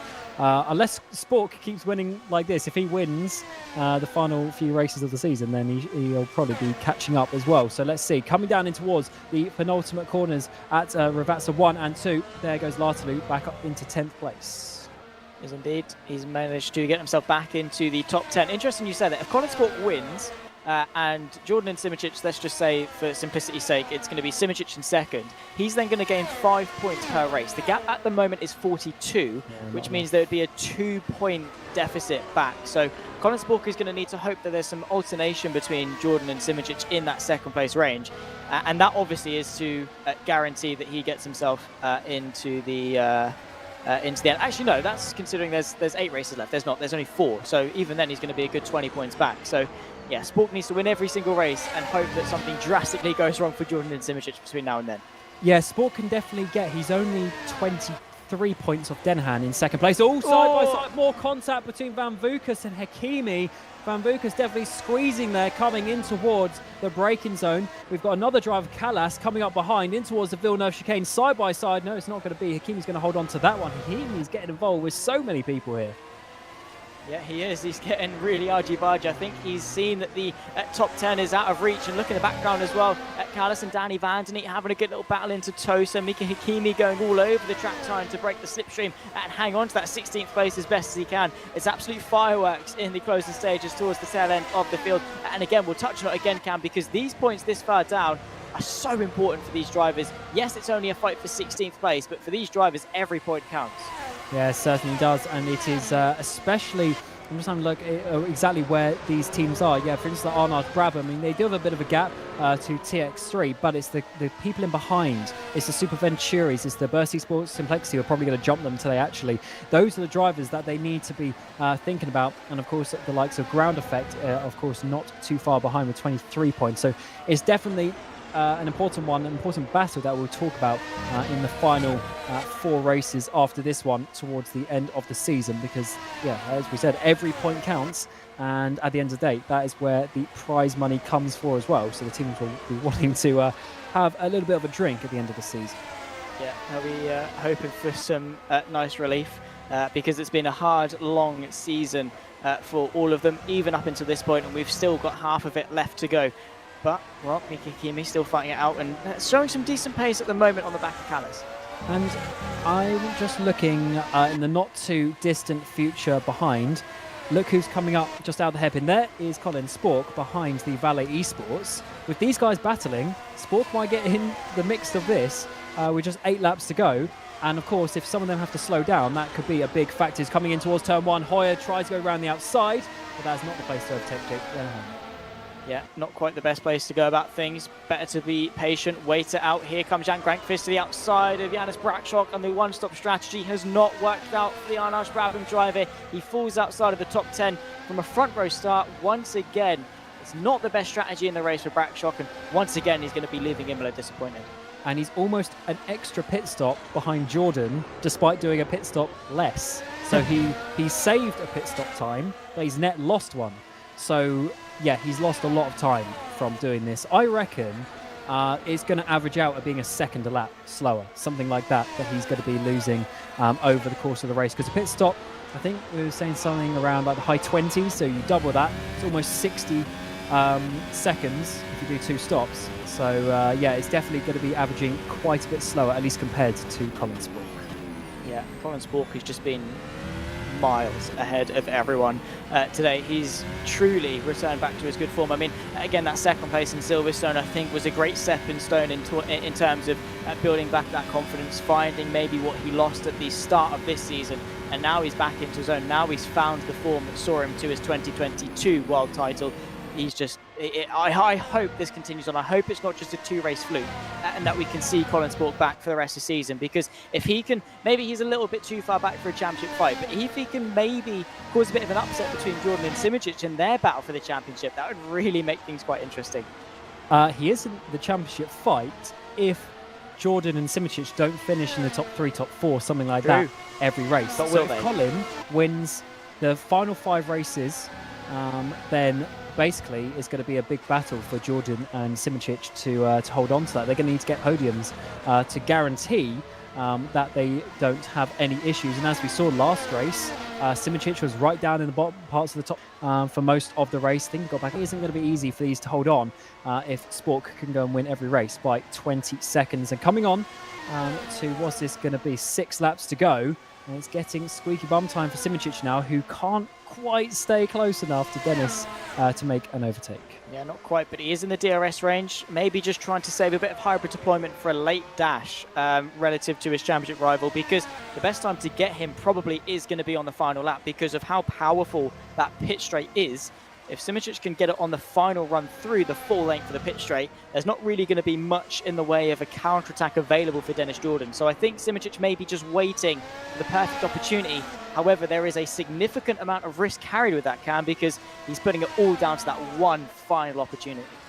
Yeah, it's certainly going to be a bit of a send is going to need to get past the Scuderia Ferrari sports driver that is up ahead of him. But we do know that Simičić is the man for that. 3 times champion, 3-time runner-up as well in this series. Sander Kallas in 16th place, getting the run around the outside of Kostas Vambukas in towards turn number 1 and easily before the braking zone.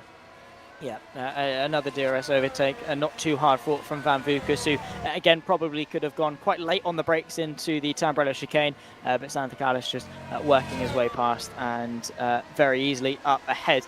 This is the fight for second. Simičić looking quite close on the back of Jordan, but is it going to be any changes for this fight for second? Lap 58 of 63, not long left to go at all in round 5 of the FSR VCO World Championship. A little bit defensive, but you can see the flashing red light there of Simičić. It's definitely showing that he's trying to save as much as he can in terms of the battery. Yeah, it's a difficult one though, because there I would love to see what the top speed was of Jordan. I wonder if Jordan had to deploy a lot to defend from Simičić in the end there. It's definitely an interesting game, because often at least for my sort of driving, I was sort of stopping and deploying at latest the start-finish line, if not before that. So of course, to defend, you then have to keep on deploying, but of course you can't do that you can't use an extra 10% every lap, because you're going to run out of laps very quickly, especially as they definitely won't be full on the batteries with this little laps left to go in the race. It's certainly a cat and mouse game, and I definitely love the addition of the hybrid so far this year. But look at this 4-way battle. This is what we love to see in the World Championship. This is for 5th place, but any of these 4 drivers realistically could move this round. Remember, Mrocek in the background is on the freshest tyres. He is. He done himself the favour of going slightly longer and didn't actually fall too far backwards because of it. So now he has put himself in the driver's seat, both literally and metaphorically, in this 4-way fight to move his way forward. Also Vambukas on the back of Jukka-Pekka Lalu, who we have already seen to be bulletproof in defensive driving, even maybe at a disadvantage. So now that they're level pegging, this fight for 16th definitely could be very, very interesting. But Denahan, after moving his way up into 2nd in this race, is falling back to his starting position of 5th. Has now got to fight tooth and nail in order to defend from it. Good thing for him, he's not got too long left of this race, but I think these will be one of the longest 4 laps of his racing career in order to hang on to 5th. Yeah, it's getting very close as we're seeing Spork getting close to these guys as well, to lap already up to 16th place it would be with Jukka-Pekka Lalu. What a race it's been from the reigning world champion. He came prepared, and to be honest, no one has been able to challenge him at all. It's going to be lights to flag and pole position as well. Just a few laps remaining, but can he take a lap away from the 2 guys ahead? It's certainly going to be an interesting one with how that one continues. But of course, the 4-way battle for 5th place is really going to be one of the main looking out points for the final 3-4 laps of this race. Yeah. And it's flown by, in all fairness. It's been a really, really quick race and has been exactly what we could ask for of a race here at Imola. The strategy has been interesting. The only thing we've missed is the fact that Colin Spork has ran away with it. And look at that, so aggressive on the weaving Jake Denahan. And now we've got Jone Simičić looking to the outside of Dennis Jordan, who's going to be braver on the brakes. They nearly make contact. Simičić the long way round, gets himself up in a 2nd place, but the up and under maybe from Dennis Jordan could launch a bit of a counter-attack. With 3 laps to go, Jone Simičić back up in a 2nd place. Dennis Jordan fought hard, but Simičić had the agility on the outside line, and he's managed to do the hard work. Back in a 2nd place, but now he's got to keep it. And once again, interesting to do, not on the final laps. He's going to have to try and pull away now and not let Jordan repay the favour. As we saw last time they had a battle, Jordan came back already on the very next lap. This battle between Williams and Brackshot. Williams has got himself past a Brackshot down into 12th place. That really hasn't worked out for him today. So awesome to see these battles staying so close at the end of this race. Mrocek getting a run there on Verlac in towards Piratella. Couldn't make the move. couldn't quite make the best use of his fresher medium compound tyres, but definitely pushing very hard. David Mrocek knows what it takes to win. He knows what it takes to overtake, especially in these high pressure environments, but time is not at all on his side. He needs to make some steady headway through, and if he doesn't clear Burlak or Hoyer very soon, he's going to run out of time, I think, to fight for 5th. Yeah, he certainly is, but at least there could be a place or two for Mrocek. And remember, this team of Simoncic and Mrocek, they are fighting for the team's championship ahead of Scuderia Ferrari as well, who are getting a 3-4 finish as it stands. So team's championship, of course, in play here in FSR. Coming towards turn number 1 once again. Mitchell Hoyer getting the run. He's got Jake Dennehan ahead of him. Round the outside it's going to be, but Hoyer actually closes his DRS a little bit early. Doesn't choose to get past there. Yeah, thinking better of it. Maybe the outside line was a bit too risky for him. So Jake Dennehan, at least for now, is able to stay ahead. Yeah, well, Mitchie Hoyer is doing a fantastic job of attacking, putting the pressure on Petter Burlak, searching for a way through, forcing Hoyer to a bit of a defensive line, sends him in deep through Tosa, a little bit shaky on the exit, so Petter Burlak now on the attack, and it's allowed Jake Dennehan to open up a gap of a couple of car lengths, not enough to break DRS, but enough for a bit of breathing room, at least for the time between now and the pit straight. And that's what Burlak needs, because if he gets Hoyer out of the DRS of Dennehan, then he's going to have an easier overtake himself. So definitely good work here by Burlak, doing those little looks down the inside. Hoyer made a massive mistake coming through Tosa, and actually got a decent run there out onto the back straight, as this could be an important couple of corners for Burlak, because look how close he is. He might be able to get a run this time around, although it seems like Hoyer actually just pulled an extra car length on that straight. Yeah. And, well, Mitchie Hoyer, of course, winning the Formula E Accelerate AMP Championship against the influencers, coming off the back of that weekend in London, where everyone did everything they possibly could to stop him from winning. He's now going potentially for the move on Jake Dennehan, opens up the DRS, potentially uses a bit of hybrid deployment as well into the Tamburello chicane, not quite close enough. Same to Mrocek, because Burlak's obviously got the DRS on Hoyer. It means that Mrocek really can't do much, because the effect of that DRS is cancelled out. Yeah, penultimate lap, not many opportunities left. And these 4 are still in formation that we've seen for quite a few laps. They've been putting pressure on. Here comes Burlak on the inside. Oh. No, he definitely had a good run out of that Villeneuve chicane, but Hoyer held on. He did, and well, the thing with Hoyer is he's looking forward to attack, backwards to defend, and it's stuck between a rock and a hard place, really, and he needs to focus as far forward as he possibly can and hope that Burlak doesn't go for the move. But I can understand the frustration from Petter Burlak's perspective, because Hoyer's been sat waiting for so long for a move on Jake Dennehan. Burlak has been waiting for Hoyer to do something, and now he's under attack from Mrocek, who looks to the outside of the Variante Alta, maybe going for the double up and over. Burlak goes in deep, goes off the track, cuts over the chicane. Mrocek will be hoping for that position back, but yeah, the pressure definitely rising here.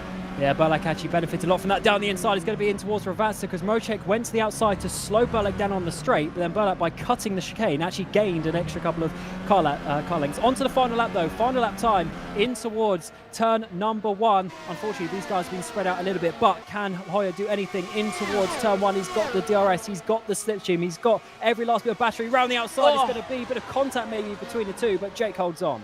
Jake Dennehan holding on firmly, a valiant defence. He's only got one more lap left to go. Speaking of one more lap left to go, Colin Spork on his road to victory, but we'll focus on this fight for 5th. What can Dennis Jordan and Jone Simoncic do in their fight for 2nd as well? It's been a phenomenal race for round 5 of the FSR VCO World Championship, and it comes down to this. Jake Dennehan, all he's got to do is keep it on the road. Yeah, he certainly does, and just one more corner for Colin Spork as well, but his teammate might be trying to get past Mitchie Hoyer, but certainly it is a dominant Dutchman out front. Yeah, Colin Spork, after a 2nd place in Silverstone, returns to winning form for the 2nd year in a row here in Imola. He takes victory of round 5 of the Formula SimRacing VCO World Championship. It's the reigning champion back on top. It's going to be Jone Simoncic, or is it going to be Dennis Jordan in 2nd place? The Slovenian has been able to build up a bit of a gap, and after winning the Formula E Accelerate overall championship, he again extends his championship lead ahead of Dennis Jordan to now 11 points. Jone Simoncic across the line in 2nd. A valiant effort once more from Dennis Jordan to lead home a Ferrari 3-4 in this race. But this fight, look at this. David Mrocek getting himself ahead. Petter Burlak in very awkward fashion, but he comes across the line with no front wing in 7th place. Mitchie Hoyer unable to get ahead of Jake Dennehan, but I'd love to know what shenanigans came down here. Yeah, what on earth has gone on in the final lap? Dennehan managed to hold on to Hoyer, but Mrocek definitely had no front wing there coming across the line with Petter Burlak. So something has happened Potentially, I mean, we'll see. There's a sector 3 yellow, so maybe into the final chicane or maybe into the final couple of corners. We'll have to try and find out. But what a race that I've thoroughly enjoyed that, to be honest. Of course, it was a dominant victory, but the battles in behind were awesome. Yeah, and I think a lot of people were just happy to see Colin Spork back to the top step because it's been a long time coming. Got close in Silverstone, of course, and now finally gets there. So in all avenues, it was a really upbeat, really happy race and fantastic 63 laps of racing action. Great respect given and plenty of news to talk about as well. We'll talk you through the results, of course. It's no surprise that it was Colin Spork that took victory, but behind him, Jane Simoncic to extend the championship to 11 points. Dennis Jordan limiting the damage in third, incredibly close with them. Bring that on for the rest of the season. Alex Siebel bringing home a Ferrari 3-4 with Jake Dennehan rounding off the top 5. Mitchie Hoyer close but no cigar in terms of a top 5 finish, only 6th. David Rotrek moving his way up to 7th with Petter Berlak. Tom Lartlew a great recovery after a spin with Dennehan earlier on, and Jan Grankvist to round off the top 10. What a race it was, and incredibly close amongst the top 10. Beyond that, it's Matthew Williams, Janis Bratchok only 12th in the end, despite trying a one-stop strategy. Not bad, but definitely wanting more after starting on the front row. Yannick Bock, Sander Kallis and Jukka-Pekka Lalu, the top 15 with Zolczuk, Robin Panzer, Danny Van Den Eek, Kostas Van Vukas and Valeriano to round off those that finished in the points. Plenty more drivers behind that, the likes of Mika Hikimi in the end only 21st, Cosmo Prosciutto, Stavros Muzeidis, those that made it to the checkered flag, and unfortunately Loic Mounier, Mark Schluter, Damien Skovron, Ivan Leonov and Martin Maguli were the ones unable to make it to the checkered flag. Nonetheless, Cam, what a race that was, and I think we've actually got Colin Spork in with us to talk for a bit of a chat. Colin, you must be elated with that performance. Congratulations, mate. Thank you very much. Yeah. Well, what do I have to say? Finally, I mean, took some time, but well, I'm glad to be back on top and well, to do it in this fashion. I can never get bored of that. Nah, well, it seemed like you were maybe getting a bit bored over the course of the race, being so far in front. What led you to such success? Do you just love Imola, or did you put loads of hours in prep? Both. Nice. In the past 3 weeks, I've been. Well, the last week I think I've put in 12 hours a day, full send, just full committed. It was the start of the season hasn't really gone my way, and just been struggling a little bit with the car. But in Silverstone we clicked something, and that worked for me. And I felt the urge to make it work, and I felt like there was a opportunity there to snatch the win as a first race with a decent setup, getting P2 and being close to the win. Well, I wanted it, and I wanted it to be mine again, and wanted it to be back home. So, well, that's. I'm happy to be back, and I'm happy to be back in this fashion. And well, the team worked hard. We worked hard. The car was perfect. I mean, I was enjoying the whole race. Just laughing with my engineer sometimes. I was playing that I was gonna pit for fastest lap at the end of the race, and I was making them a little bit scared. So that was quite a lot of fun. So. I always have the engineer from Vic to Ivanov. You didn't want me to say it, but I'm gonna say it. So thanks to him again, as the good old days having me in the engineering booth, and well, it worked out. So let's keep it going, and let's keep this going till the end of the season, and let's see where we end up. Typical Dutch fashion, laughing with the engineer on the run to the final couple of laps. Very well done to you, Colin. Well, just before we let you go, are you hoping for more? Is there going to be more success this season? I'm not hoping for more. There's going to be more. Awesome, I love that. This is just the start, and we're gonna see where we end up at the end of the season. But well, let's start with 25. Next race we'll do 30 seconds. I love that. Awesome, very confident, Colin Spork. Thank you very much, and well, I'm sure we'll see you back in a couple of weeks' time. Yep, for sure. See you guys. See you later, Colin Spork. Next up, of course, we've got Jane Simoncic. First off the back of your overall win in the Formula E Accelerate Championship. First of all, congratulations for that. And then you're straight back to great form here, second place in Imola. And of course, it wasn't the win maybe that you would have hoped for, but a great qualifying, and you're able to extend the championship lead. Yeah, first sorry for bumping the interview. My mic was on for some reason in the wrong place. But yeah, thank you. Yeah, honestly, I did not expect to fight for the win, and my only goal was to keep the championship lead. Yeah, thank you for the congrats. The London Formula E event was pretty well, time consuming, so there was not much time to prepare for this. And we were quite worried with David how it will look, and in the end it turned out perfectly well. Colin won, which means he took away from the current main championship rivals, which are Ferrari and Denis. But if he keeps winning by 25, 30, 35 seconds, then we will be in trouble by the last round, so time to get back to harder work. Yeah, and back to full commitment in terms of the prep. Well, very well done to you. It was quite a to and fro battle between yourself and Dennis Jordan. Thankfully, right at the end, you were able to get yourself ahead, but you sort of swapped positions a couple of times. Were you eager to sort of save the battery, or did you want to be ahead? Well, I refilled my battery through the second stint, so for the third stint I was fully set for attack. But from the testing we knew that the overtaking was like 50-50. It could happen that there is 0 chances through the stint, or it could happen that the overtake could easily come at some point. So I was not sure what to expect, so when I had the chance I just went for it.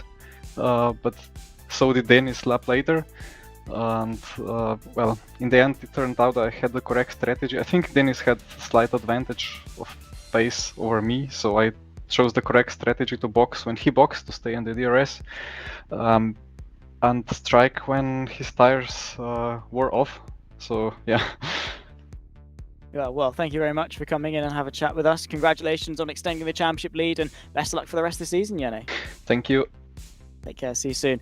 Also, we're here, we've got Dennis Jordan in with us as well. Dennis, unfortunately not quite the closure in the championship that you'd have hoped for, but a third place, another podium to your tally, and good points nonetheless for the championship.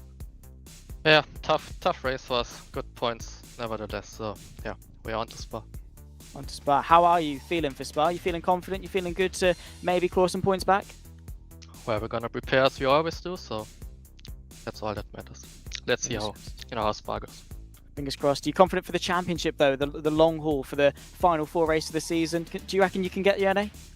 Spa's first, we're on to Spa. First on to Spa. Okay, I like that. Taking it race by race. Well, Dennis Jordan, thank you very much for your time. Thank you very much for coming to have a chat with us. And well, best of luck for the rest of the season. I mean, with how close it is between you and Yone, it should be a fantastic battle to the end. Yeah, well, we're gonna see at Spa first, so let's see what happens. Let's see what happens. Well, I'm sure it's going to be a fantastic race, and hopefully we see you back in a couple of weeks' time. Yep, and Spa, hopefully. Awesome. Cheers. Dennis Jordan coming to have a quick chat with us, Cam. It must be said, a fantastic race. Very short answers, it must be said. But yeah, I think we're going to Spa next. Yeah, the difference of reply from Colin down to Yone, down to Dennis was quite funny there. But of course, Dennis slightly disappointed with how the race went. Thank you for him though, for at least coming and telling us that Spa was the next race. That's very important. But yeah, he's obviously he's had a difficult race, and with the fact that Yone was preoccupied, Dennis probably saw this as a race where he could gain points, but in the end he lost a few. So certainly the final 4 races coming up between August and October are going to be fierce.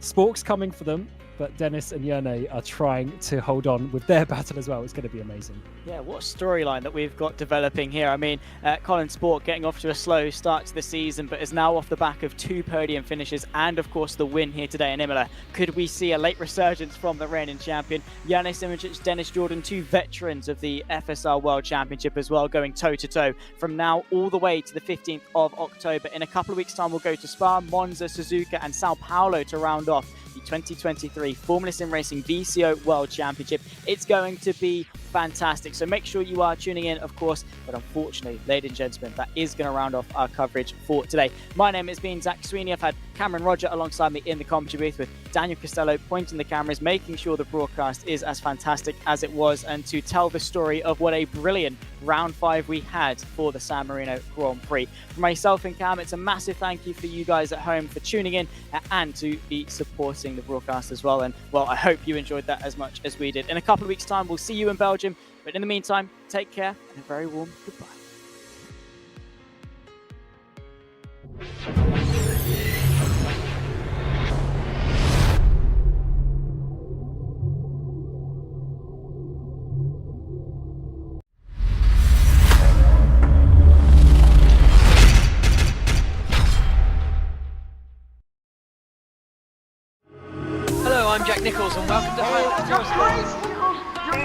break later this world title.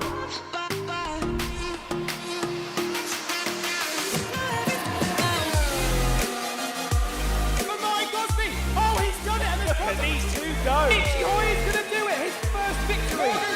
The World Championship is done. What a race it's been.